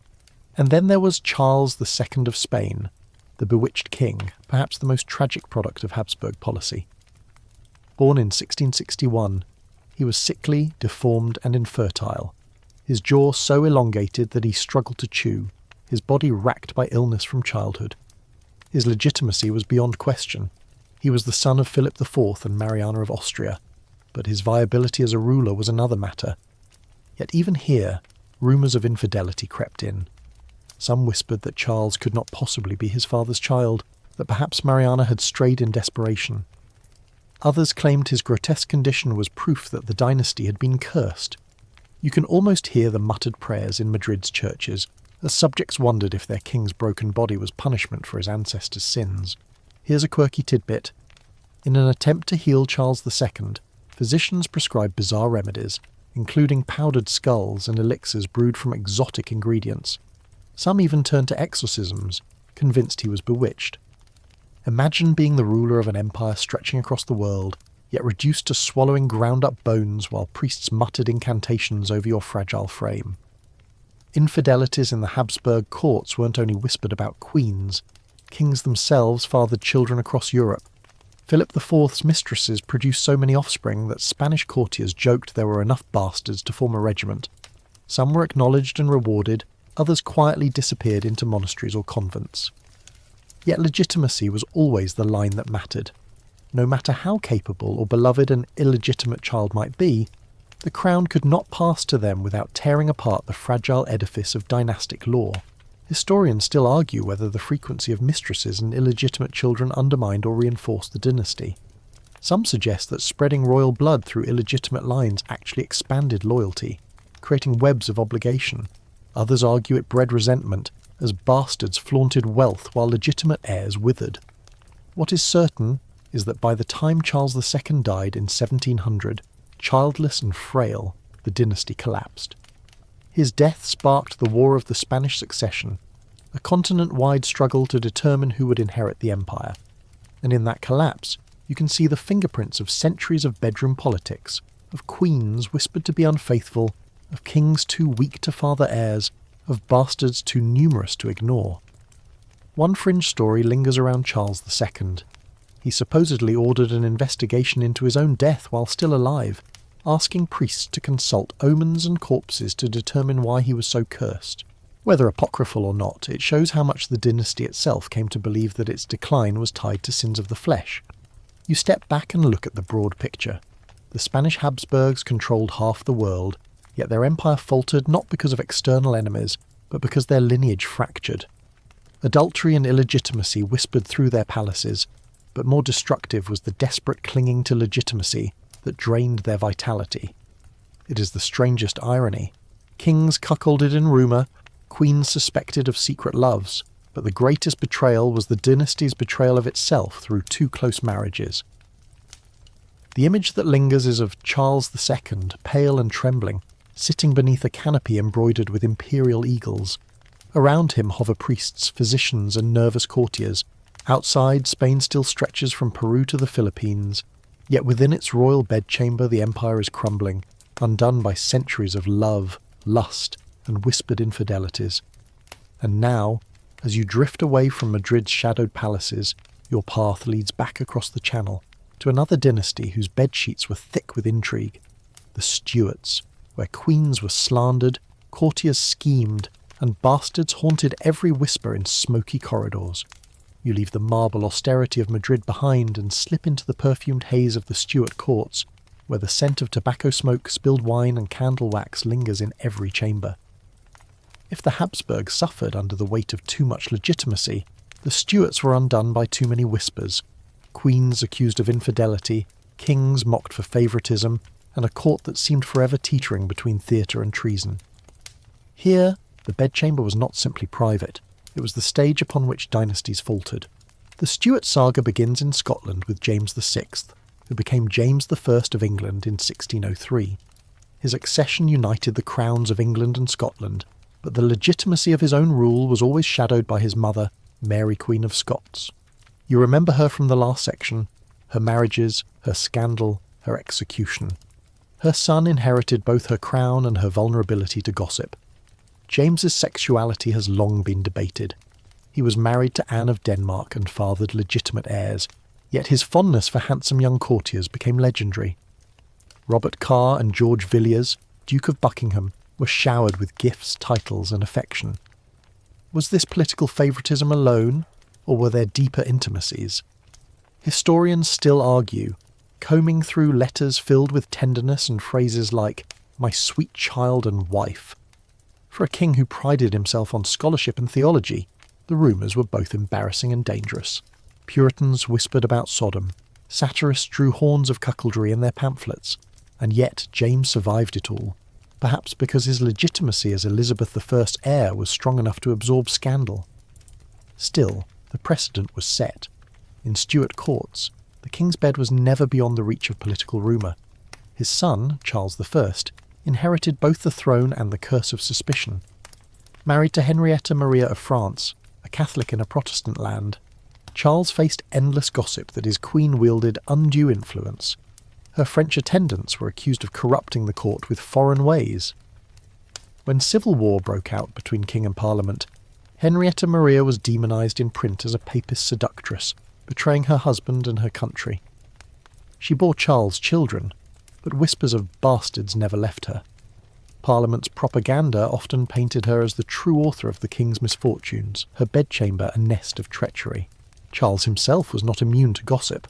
Though more restrained than his father, he was accused of doting on favourites, particularly the Duke of Buckingham. Yes, the same Villiers who had charmed James. Buckingham's assassination in 1628 ended one chapter of scandal, but the shadow of favouritism remained. By the time Charles lost his head in 1649, executed by his own subjects, the legitimacy of the Stuart line seemed as blooded as the scaffold beneath him. When the monarchy was restored in 1660 with Charles II, the pendulum swung the other way. You recall his endless bastards, his mistresses flaunted before all. Yet even here, the Stuart bedchamber was treacherous. His queen, Catherine of Braganza, endured humiliation after humiliation, blamed for her infertility, suspected of Catholic plots, even once accused of trying to poison the king. She survived by patience and faith, but the court was never silent. Every miscarriage was a political earthquake, every mistress a reminder that illegitimate children thrived while the queen's womb remained empty. James II, Charles's brother, inherited not only the crown but the full fury of Stuart gossip. Married first to Anne Hyde, then to Mary of Modena, James produced both legitimate and illegitimate children. But when Mary gave birth in 1688 to a healthy son, James Francis Edward, Protestant opponents declared the boy an impostor. The infamous warming pan baby rumour claimed the infant had been smuggled into the Queen's bedchamber in a warming pan, replacing a stillborn child. It was an outrageous story, yet many believed it. Historians still argue whether anyone truly doubted the boy's legitimacy, or whether it was a cynical ploy to justify James's overthrow. The Glorious Revolution followed swiftly. James was deposed, replaced by his Protestant daughter Mary II and her husband William of Orange. And still, the gossip lingered. Queens accused of barrenness, kings whispered to prefer their favourites, bastards lurking on the edges of legitimacy. Even Queen Anne, who followed Mary, suffered cruel scrutiny. She endured 17 pregnancies, yet none of her children survived to adulthood. Satirists mocked her as cursed, her legitimacy as heir questioned because she could not provide heirs of her own. Here's a quirky tidbit. During Anne's reign, London coffeehouses buzzed with scandalous talk of royal beds. Anyone could buy a pamphlet or sip a cup of coffee while debating whether the Queen's body was failing, whether her ministers were cuckolds, or whether God himself had withdrawn favour. Coffee, scandal, and politics mixed until the air of the city itself seemed spiced with treachery. What stands out about the Stuarts is how scandal was weaponised. In Spain, it was whispered. In France, it was managed. In England, it was printed, shouted and debated in taverns. Legitimacy became not just a private matter, but a public spectacle. The warming pan baby, the barren queen, the suspicious favourites, each tale became part of the political arsenal. Historians still argue whether the Stuarts fell because of their religion, their politics, or their scandals. In truth, all were entwined. The accusations of infidelity, illegitimacy and cuckoldry eroded their authority as surely as any battlefield defeat. By the early 18th century, the dynasty was spent, replaced by the Hanoverians, whose claim was thinner by blood but stronger by perception. The image that lingers is smoky, a Stuart chamber thick with candlelight, courtiers whispering in the shadows, pamphlets hot off the presses accusing queens of betrayal and kings of weakness. Outside, London's streets hum with gossip, every cobbler and merchant suddenly an expert on royal legitimacy. The bedchamber had become public property, and in that invasion of privacy the dynasty itself unravelled. You step out of Whitehall's corridors, the smoke of scandal still clinging to your clothes, and turn your gaze across the Channel once more. Ahead waits Napoleon Bonaparte, the man who crowned himself emperor, whose hunger for legitimacy clashed with his hunger for love, and whose marriage bed would become a battlefield of betrayal and ambition. You leave behind the smoke-filled chambers of Stuart England and stride into the firelit salons of revolutionary France, where powdered wigs have been replaced by tricolour cockades, and where a Corsican artillery officer turned general is rewriting history by sheer force of will. Napoleon Bonaparte, a man who crowned himself emperor, sought legitimacy not through ancient bloodlines but through conquest, brilliance and marriage. And at the centre of his personal drama stood Joséphine de Beauharnais, a woman who captured his heart, betrayed it, and haunted him long after their union was broken. Their marriage bed, like everything in Napoleon's life, was both intensely personal and brutally political. Joséphine was born Marie-Joseph Rose Taché de la Pagerie in Martinique. She married young into French nobility, but the revolution tore her first world apart. Her husband, Alexandre de Beauharnais, was guillotined during the Reign of Terror, and she herself narrowly escaped the same fate. Widowed, charming, and with 2 children to support, she manoeuvred her way into Parisian society, becoming a fixture in salons where politicians, generals and lovers intermingled. By the time she met Napoleon in 1795, she was older than him by 6 years, worldly, elegant and surrounded by admirers. Napoleon, then a rising general, fell hard. His letters to her from campaign are infamous for their intensity, raw, desperate and often awkwardly passionate. "I awake consumed with thoughts of you," he wrote. "Your portrait and the intoxicating evening which we shared have left my senses in turmoil." You can almost hear the young general pacing in a draughty tent in Italy, ink splattering as he poured his hunger onto paper. For him, Joséphine was everything, the anchor to his ambition, the soft counterpoint to his steel. But Joséphine was not faithful. While Napoleon campaigned, she entertained lovers in Paris, including the dashing cavalry officer Hippolyte Charles. Gossip spread quickly. Napoleon, the conqueror of Italy, cuckolded at home. When he learned of her infidelity, he was shattered, though his pride forced him to continue their marriage. Historians still argue whether Josephine truly loved him, or whether she saw in him the security and status she had lost during the Revolution. Perhaps she loved him in her way, but her heart remained restless. When Napoleon crowned himself emperor in 1804, snatching the crown from the Pope's hands and placing it on his own head, it was Josephine he crowned beside him as empress. The ceremony in Notre Dame glittered with jewels and trumpets, but beneath the splendour was a private ache. By then, their marriage had been long barren of children. Josephine, already a mother from her first marriage, was unable to provide Napoleon with the heir he desperately needed. Legitimacy once again became the fault line. Napoleon's empire stretched across Europe, but his throne wobbled without a son. His marshals and ministers whispered that the dynasty could not rest on his adopted stepchildren. Josephine wept, pleaded, even fainted when he finally announced their divorce in 1810. The scene was theatrical. Napoleon publicly declaring his undying love while insisting duty to France required him to remarry. Imagine the silence in the hall, broken only by her sobs as she signed away her crown. His new bride was Marie-Louise of Austria, niece of Marie Antoinette, a Habsburg princess barely 19 years old. She gave him what Josephine could not, a son, Napoleon II, the King of Rome. Yet even as he held his legitimate heir, Napoleon's heart lingered on Josephine. He wrote to her, visited her, and never allowed her name to vanish from his lips. In exile on St. Helena, years later, his last words would include hers. Josephine, for her part, accepted her new role with grace. She retired to Malmaison, a country estate where she cultivated gardens, collected art, and remained a beloved figure in French society. Visitors spoke of her kindness, her elegance, her charm. She died in 1814, just days after hosting the Russian Tsar Alexander I, who admired her roses.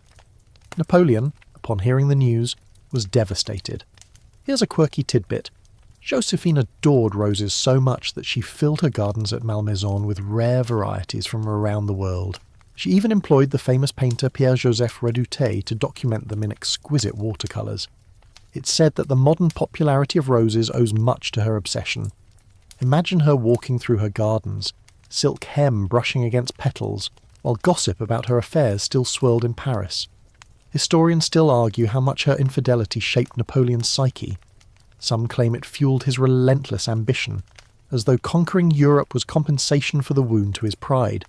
Others argue that despite betrayal, she grounded him, giving him the emotional anchor he lacked in later marriages. What is certain is that their story embodies the intersection of love, legitimacy, and politics. The emperor who reshaped Europe was reshaped himself by the woman who cuckolded him. The image that lingers is layered. Josephine in silk gowns, laughing softly in a salon while lovers hover at her side. Napoleon hunched over a desk, pouring his anguish into fevered letters. The two of them standing beneath the vaulted arches of Notre Dame, crowns gleaming, their smiles masking sorrow. And finally, Napoleon in lonely exile, whispering her name as waves pounded against the rocks of St. Helena. Compared to the Borgias or Henry VIII, their story is less about bloodshed and more about heartbreak. Yet it reveals the same truth. In royal chambers, love and legitimacy are never separate. A queen's womb could make or break empires, a lover's betrayal could echo in wars, and a king's obsession could topple altars. As you step softly out of Malmaison's gardens, the roses still shimmering with dew, your path carries you into the Victorian age, where another queen's family would be shadowed by whispers, not of adultery alone, but of whether some of her children were truly hers at all. The prudish age of Queen Victoria was never as spotless as it pretended.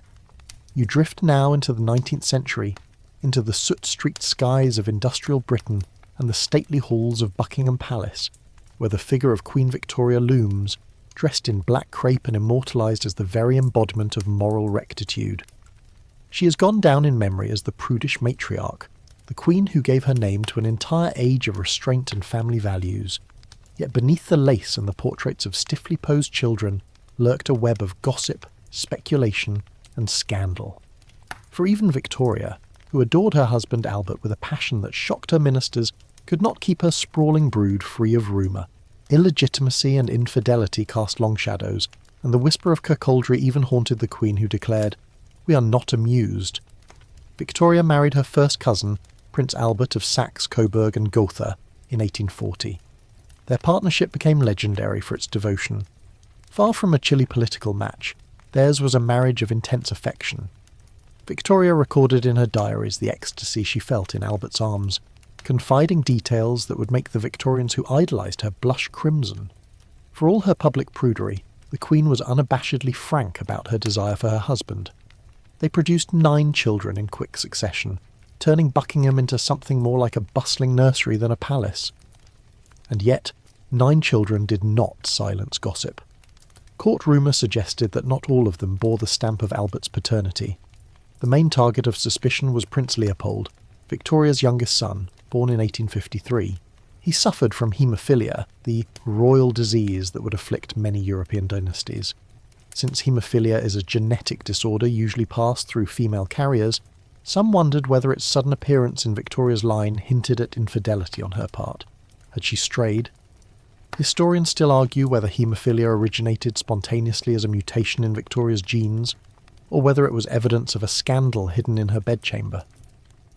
The gossip thickened because haemophilia spread disastrously through Europe's royal families.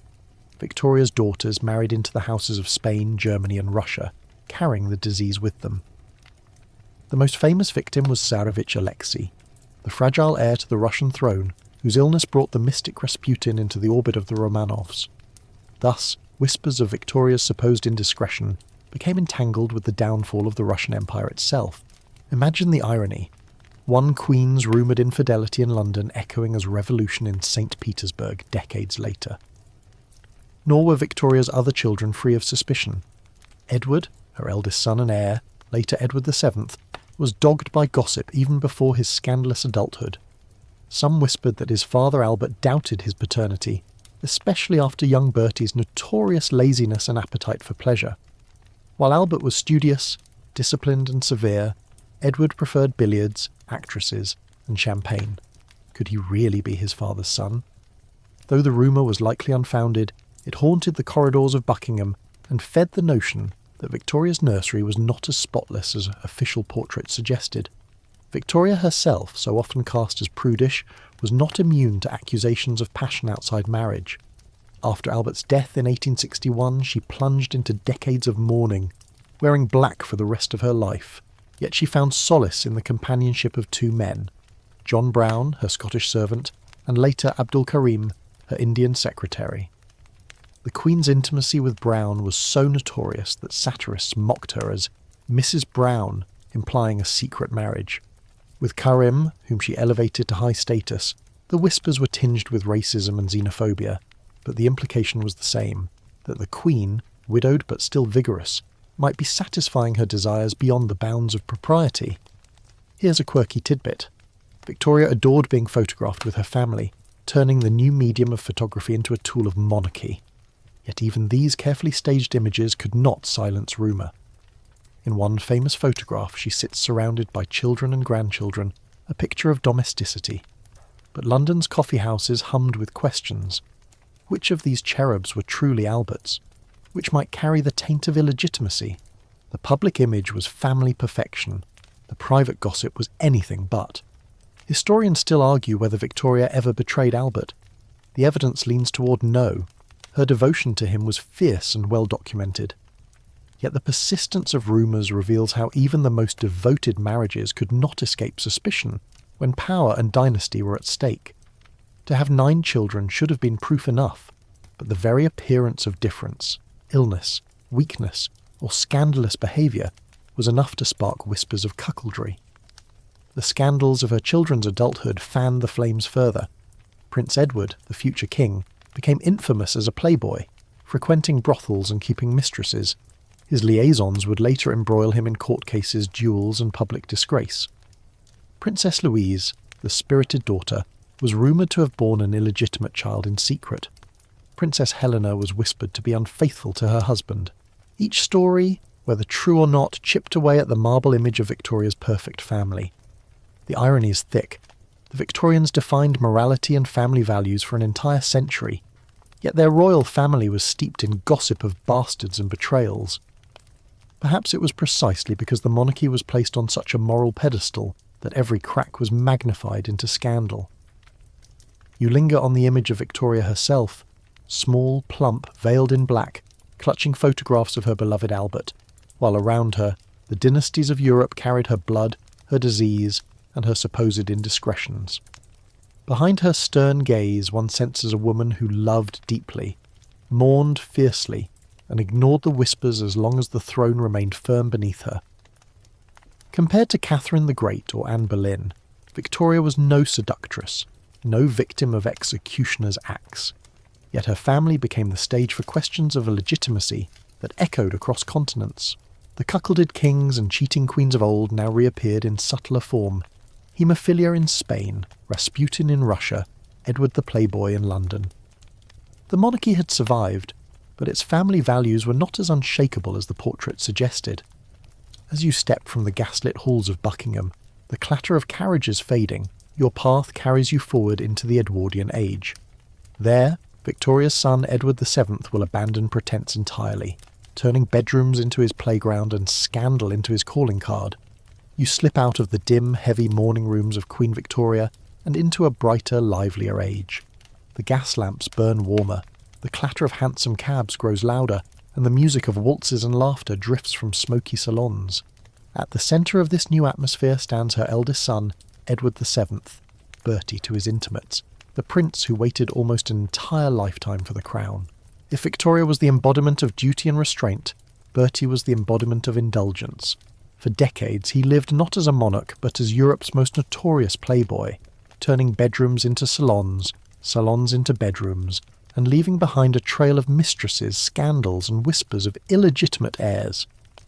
Edward was born in 1841, the first son of Victoria and Prince Albert, and from the beginning he disappointed his parents. Where Albert was diligent, intellectual, and earnest, Bertie was sociable, indolent, and fond of pleasure. His education was a struggle. His tutors complained he lacked discipline. Victoria, ever judgmental, scolded him relentlessly, certain that he would ruin the dynasty. The irony is sharp. The prince who was mocked for his weaknesses became one of Britain's most beloved monarchs, precisely because he understood the art of charm. His reputation for scandal began early. As a young man, Bertie was sent on military training, where he allegedly lost his virginity to an actress arranged by fellow officers. Word reached Victoria and Albert, who were horrified. Albert, distressed by his son's conduct, visited Bertie at camp in 1861. Shortly afterward, Albert fell ill and died. Victoria, shattered by grief, blamed Bertie's behaviour, declaring that his immorality had hastened his father's death. Imagine the weight of that accusation pressing on the young prince, to be branded, at 20, as the child who killed his father through lust. From then on, Bertie leaned into the role assigned him. If he was to be condemned as a libertine, then he would at least be an accomplished one. He cultivated friendships with courtesans, actresses, and aristocrats alike, earning the nickname Dirty Bertie. He was not discreet. Affairs followed him from Parisian boudoir to London drawing rooms. Married in 1863 to Princess Alexandra of Denmark, a woman celebrated for her beauty and grace, he quickly turned their union into a formality. Alexandra bore him children dutifully, but Bertie's heart and his appetite lay elsewhere. His mistresses became part of his public identity. Lily Langtry, the Jersey Lily, was among the most famous, an actress whose wit and elegance captivated him. Later came Daisy Greville, Countess of Warwick, who flaunted their affair openly, writing memoirs that scandalised society. Alice Keppel, great-grandmother of Camilla, Queen Consort today, became his final great love, a woman who soothed his temper and remained with him until his death. Through them all, Alexandra endured with dignity, her popularity never dimming despite her husband's betrayals. Edward's appetite was legendary. At banquets, he ate heartily. At clubs, he gambled recklessly. In Paris, he frequented brothels so often that one even kept a special chair designed to accommodate his girth during liaisons. It is one of those fringe tidbits that seems too bawdy to be true, yet the story has survived in memoirs, capturing the sense of his excess. You picture him, portly, bearded, jovial, holding court not in Parliament but in a bordello, laughter booming while Europe's elite chuckled at his reputation. Whispers of illegitimate children followed him endlessly. Some claimed Lily Langtry bore his child, though no proof exists.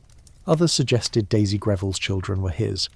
Historians still argue whether any of his bastards were real, or whether the rumours simply added to his rakish legend. What is certain is that his lovers often enjoyed wealth, status, and access, while the Queen's court seethed at his disregard for decorum. Yet Bertie's scandals carried an odd benefit. They made him human. Where Victoria had been aloof, Bertie was approachable. He mingled with industrialists, artists, and foreign dignitaries, bridging divides with charm. When he finally became king in 1901, at nearly 60, the public welcomed him warmly. His reign, though short, became known as the Edwardian era, a time of elegance, fashion, and progress. Even his mistresses softened his image. Alice Keppel was beloved not as a temptress, but as a stabilising influence on the king. Here's a quirky detail. Edward loved fashion almost as much as he loved women.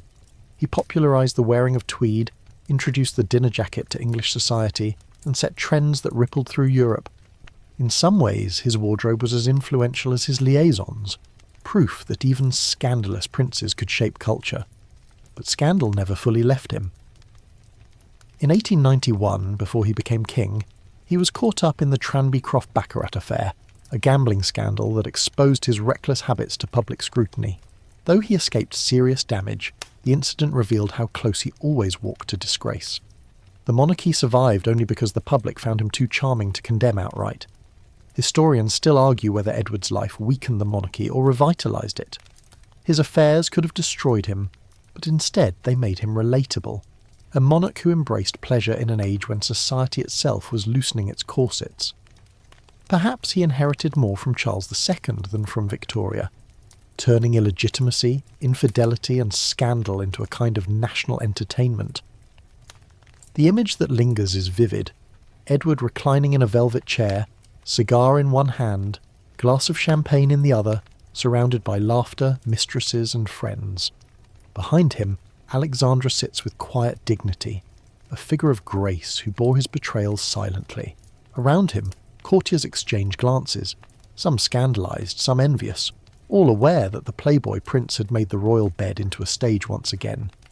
And as you step out of the glittering Edwardian salons, the laughter still echoing in your ears, your path carries you forward into the 20th century. There, the shadows of modernity will not erase scandal but magnify it. For cameras and newspapers will pry into royal bedrooms as never before. The age of modern royal scandals is about to begin. You step now into the 20th century, where the candlelit halls of Versailles and Whitehall give way to flashbulbs and tabloids. The velvet curtains are still drawn around royal beds, but now the world peers through them with cameras, microphones, and gossip columns. No longer is rumour confined to courtiers and pamphlets. Now it is splashed across front pages and whispered on radio waves. Modern royalty, bound by the same ancient chains of legitimacy, finds its secrets harder to keep, its betrayals harder to disguise. The age of modern scandal is here, and kings and queens are caught beneath its relentless glare. The most famous case of modern cuckoldry and betrayal came in 1936, when King Edward VIII abdicated the throne for Wallis Simpson, an American divorcee. The crisis was not just about love, but about legitimacy. A King of England was also head of the Church of England, which at that time forbade remarriage after divorce if a former spouse was still alive. Wallis had two. Edward could not reconcile the two halves of his identity, monarch and lover, and so he chose love. His radio address crackled across Britain. He could not carry the heavy burden of kingship without the help and support of the woman I love. For the first time, the bedchamber toppled a throne in full broadcast to the world. Yet Edward's abdication was not the only scandal of his time. His very choice of Wallis was shadowed by rumours of infidelity and questionable loyalties. She was gossiped to have had other lovers, including a married car salesman and even a German diplomat. Whether true or not, the suspicion lingered. Historians still argue whether Edward was the cuckolded lover, blind to her affairs, or whether the couple's devotion was sincere to the end. What is certain is that the monarchy bent under the weight of his passion, and his younger brother, George VI, took the throne instead. George VI, shy and reluctant, carried none of his brother's flamboyance. Yet even his family was not free from whispers. His daughter, Princess Margaret, became the face of post-war scandal. Glamorous, chain-smoking and fiercely independent, she fell in love with Group Captain Peter Townsend, a divorced man. The government and the church disapproved, fearing echoes of the abdication crisis. Margaret was forced to renounce him. Later she married Anthony Armstrong Jones, but their union was riddled with infidelity. Margaret entertained lovers openly, and Armstrong Jones strayed as well. Tabloids splashed photos and speculation, branding the princess as a tragic, wayward figure. The Windsors were not alone. Across Europe, scandals brewed in royal houses once considered untouchable. In Sweden, King Gustav V was rumoured to have affairs with men, a whisper that clashed with his stern public image. In Monaco, Princess Grace and Prince Rainier faced persistent gossip about extramarital affairs.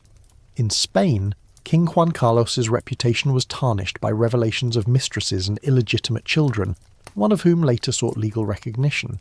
Each palace, whether in Scandinavia or the Mediterranean, learned that modernity left no room for discretion. But no modern royal scandal burned as brightly, or as painfully, as that of Prince Charles and Princess Diana. Their marriage in 1981 was billed as a fairy tale, the shy kindergarten teacher marrying the heir to the throne.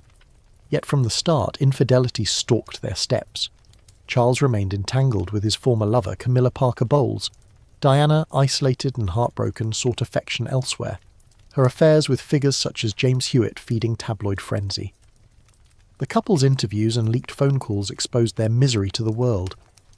Diana's confession, "There were 3 of us in this marriage, so it was a bit crowded," became one of the most devastating royal admissions ever broadcast. The fallout was immense. Charles and Diana separated, divorced, and waged a war of words through media. Diana's tragic death in 1997 elevated her to martyrdom. The people's princess, destroyed by a system that had never cherished her. Meanwhile, Charles eventually married Camilla, who had once been cast as the villain but who became queen consort decades later. Historians still argue whether the scandal nearly toppled the monarchy, or whether it paradoxically strengthened it, forcing the institution to modernise. Even Diana's sons, William and Harry, grew up under the long shadow of scandal. Harry in particular inherited the tabloids' gaze. His youthful indiscretions, parties, offensive costumes and lovers were splashed across headlines. Later, his marriage to Meghan Markle reignited debates about royal loyalty, legitimacy and betrayal. Their split from the royal family, framed as a battle for independence, was presented in some quarters as another abdication crisis in miniature. Scandal, it seemed, remained the monarchy's constant companion. Here's a quirky tidbit. Edward VII, that earlier playboy prince, would likely have thrived in this era. He was once photographed sneaking out of Paris brothels, but the images never reached the public. Today, they would have been on every front page by dawn. The only difference between past and present is the reach of the scandal, not its existence. And what of illegitimacy? DNA testing in the modern age has added new layers to old whispers. Rumours that James Hewitt was Harry's father were debunked by timelines and genetics, yet the story refused to die. Across Europe, claimants still stepped forward, alleging descent from monarchs who strayed. One Belgian woman successfully fought for recognition as the daughter of King Albert II, forcing him to submit to DNA testing. Modern science has turned gossip into lawsuits and dynasties into laboratories. Historians still argue whether the monarchy can survive repeated scandals in an era where privacy no longer exists. Some say its mystique depends on the illusion of dignity, which affairs and betrayals erode. Others argue the opposite, that scandal humanises royals, keeping them relatable to the public. Perhaps both are true. The royal bed, once hidden behind curtains of brocade, is now lit by the cold flash of paparazzi cameras. The image that lingers is contemporary yet timeless. Diana, in a sequined gown, dancing with John Travolta at the White House, smiling for the cameras while her marriage collapsed in private. Edward VIII, standing in a radio booth, voice trembling as he abdicated for love. Margaret, cigarette in hand, laughing in a nightclub, scandalised but unbowed. And behind them all, the endless echo of courtiers, journalists and historians whispering the same questions. Who was faithful? Who was betrayed? And whose children truly carried the crown's blood? As you step away from the noise of modern paparazzi, the path leads into a quieter room. a laboratory lit with sterile lights. Here, DNA tests reopened centuries-old debates, confirming or denying rumours that once seemed destined to remain forever unresolved. The modern world has given scandal new weapons and legitimacy new tests. You drift now from flashing cameras and tabloid headlines into the cold, sterile glow of modern laboratories, where the hum of machines replaces the murmur of courtiers. Here, the scandals of centuries past are reopened not with gossip but with science. No longer are questions of legitimacy settled by whispered oaths, public births, or the solemn nods of bishops. Instead, swabs of saliva, strands of hair and bones unearthed from ancient crypts are subjected to DNA testing, and dynasties tremble anew as long-dead rumours are either confirmed or shattered. Think of it. For most of history, a king's word was law. If he declared a child legitimate, that was the end of the matter, even if the child bore suspicious resemblance to a courtier or musician. If he denied an heir, even a true one, the denial carried weight enough to disinherit. But now, centuries later, science intrudes. Historians, scientists, and even descendants of bastards can reopen the most intimate questions of power. The royal bedchamber, once guarded by curtains and ritual, is pried open by microscopes and genetic markers. One of the most famous cases involves the French royal family, the Bourbons. For centuries, legends swirled about the fate of Louis XVII, the young son of Louis XVI and Marie Antoinette. Officially, he died in prison during the Revolution in 1795, his body buried in a mass grave. Yet pretenders appeared across Europe, claiming to be the lost prince who had escaped. The rumours persisted into the 20th century. Finally, in 2000, DNA testing was performed on a preserved heart believed to be the boy's. The results confirmed it was indeed Marie Antoinette's son. Centuries of speculation dissolved in the face of genetic truth. The lost Dauphin was not living in exile. He had died alone in captivity, a child betrayed by history. England, too, has felt the prick of DNA's sharp needle. The mystery of the princes in the Tower, Edward V and his brother Richard, who vanished in 1483, has haunted Tudor history. Were they murdered by their uncle Richard III or spirited away? In the 1930s, bones found in the Tower were declared to be theirs, yet doubts remained. Modern scientists have suggested DNA testing, comparing the remains to descendants of their maternal line. The debate continues, and historians still argue whether opening royal tombs for genetic truth is sacrilege or necessity. Imagine the hush in Westminster Abbey if scientists were to drill into the urn said to hold the princes, the whir of machines deciding once and for all whether the Tudor dynasty began in murder. Then there is the tale of Richard III himself. In 2012, archaeologists uncovered bones beneath a car park in Leicester. DNA analysis confirmed they were indeed the last Plantagenet king, killed at Bosworth in 1485. The discovery resolved a centuries-old mystery but sparked new questions. Genetic testing revealed traits of infidelity in the royal line, suggesting that at some point in history, a queen had strayed. If that break had occurred near the Tudor accession, England's entire succession might have been technically illegitimate. Science had done what gossip never could, cast doubt not just on one heir, but on an entire dynasty. Even in modern houses, DNA reshapes legitimacy. In Belgium, Delphine Boel fought for decades to be recognised as the illegitimate daughter of King Albert II. In 2020, after DNA tests, the court confirmed her claim. She became Princess Delphine, with rights to the royal name and recognition. Imagine the scene. Not a medieval queen giving birth under the watch of courtiers, but a woman in a lab with swabs and test tubes, her paternity established not by crowns or priests but by chromosomes. Spain has faced similar reckonings. King Juan Carlos, once hailed as the restorer of democracy, has been dogged by allegations of mistresses and illegitimate children. Some claimants demanded DNA tests, though few succeeded legally. Yet the very fact that technology exists makes denial harder. Where once a king could laugh off rumours, now the threat of swabs and courts hangs over every whisper. And then there is the case of Anastasia Romanov. For decades, imposters claimed to be the surviving daughter of Tsar Nicholas II, who was executed with his family in 1918. The most famous was Anna Anderson, whose life story captivated the world. Only in the 1990s did DNA analysis on the Romanov remains prove conclusively that Anastasia had perished with her family. The fantasy dissolved, but so too did the romance of a mystery that had lingered for most of the 20th century. Science gave clarity, but it stole mystery. Here's a quirky tidbit. In 2013, genetic testing on the remains of King Tutankhamun of Egypt suggested his parents were siblings, confirming centuries of speculation about incest in royal dynasties. It seems even pharaohs are not safe from the prying eyes of modern science. Historians still argue whether DNA revelations strengthen or weaken monarchy. On the one hand, they bring closure to mysteries: Louis XVII, Richard III, Anastasia. On the other, they expose the fragility of dynasties once thought eternal. If a single queen's infidelity centuries ago could render entire lines illegitimate, what does that say about the crowns that rest on their descendants' heads? Perhaps legitimacy, like monarchy itself, is more performance than truth. The image that lingers is jarring. Not a candlelit chamber, but a fluorescent-lit lab.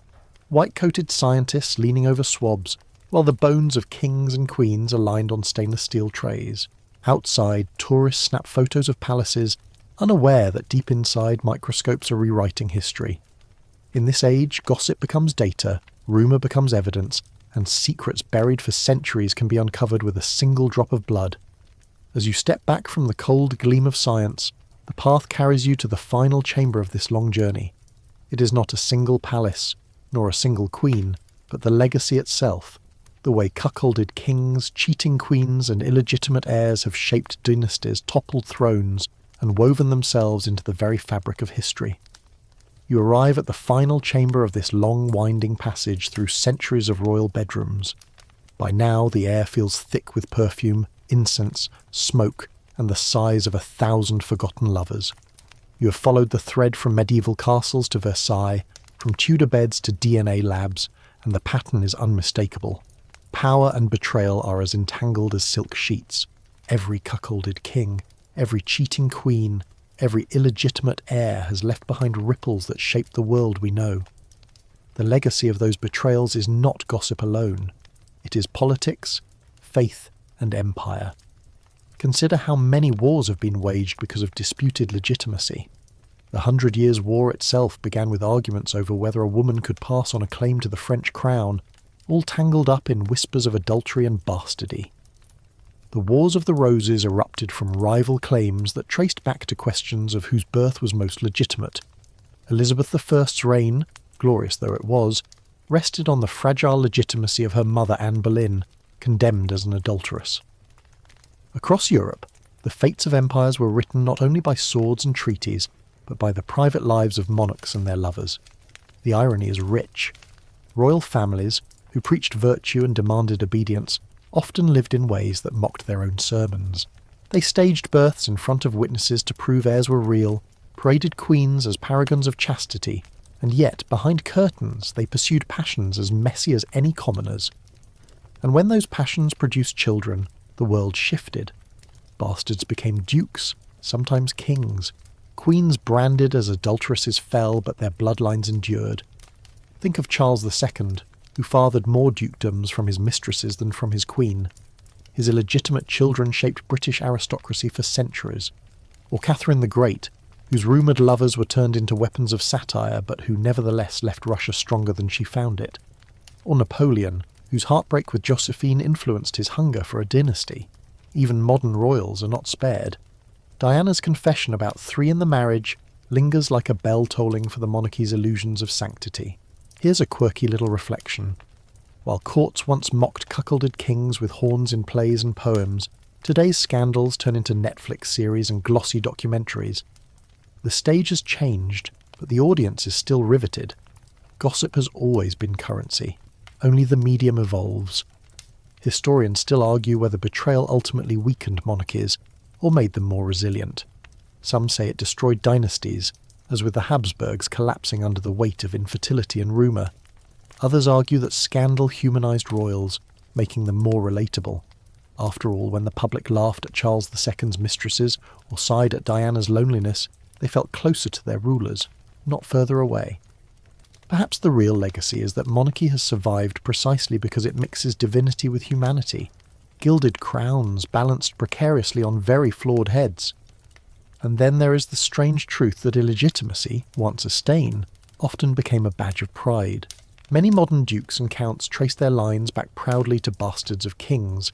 Some royal families even folded their bastards into dynasties, erasing the line between sin and sovereignty. Legitimacy, it seems, was never about biology alone. It was about whether the world chose to believe in it. The image that remains is a vast tapestry. In one corner, Isabella of France raises a banner against her husband, her lover at her side. In another, Anne Boleyn kneels on the scaffold, her daughter destined for greatness. Charles II reclines among laughing mistresses, while Louis XIV paces in Versailles, mistresses tugging at his sleeve. Catherine the Great scribbles decrees with one hand while holding a lover's hand with the other. Diana stares into a television camera, eyes brimming with both courage and sorrow. And in the background, scientists in labs hold test tubes that prove or disprove centuries of whispered tales. As you step back from the tapestry, you see the truth. Betrayal was never a sideshow, it was the main act. Illegitimacy and adultery did not merely stain dynasties, they steered them. The fate of nations was decided as much in bedrooms as on battlefields. And now, as the long journey winds down, the voices of scandal fade into echoes. The kings and queens lie in their tombs, their secrets buried with them, or exposed by DNA centuries later. The heirs, legitimate or not, have long since worn their crowns. All that remains for you is the lesson. Power is fragile, love is perilous, and legitimacy is often just a story people choose to believe. Slowly the voices soften. The torches you have carried gutter low, and the heavy curtains of those royal beds seem to draw shut one last time. You let out a long breath, the kind that drifts into the stillness of midnight, and feel the noise of centuries slip away. All the betrayals, the scandals, the whispered rumours, they quiet now. The swords are sheathed, the gallows dismantled, the crowns placed gently back on velvet cushions. You're left only with the faint murmur of history, a lullaby woven from triumphs and tragedies.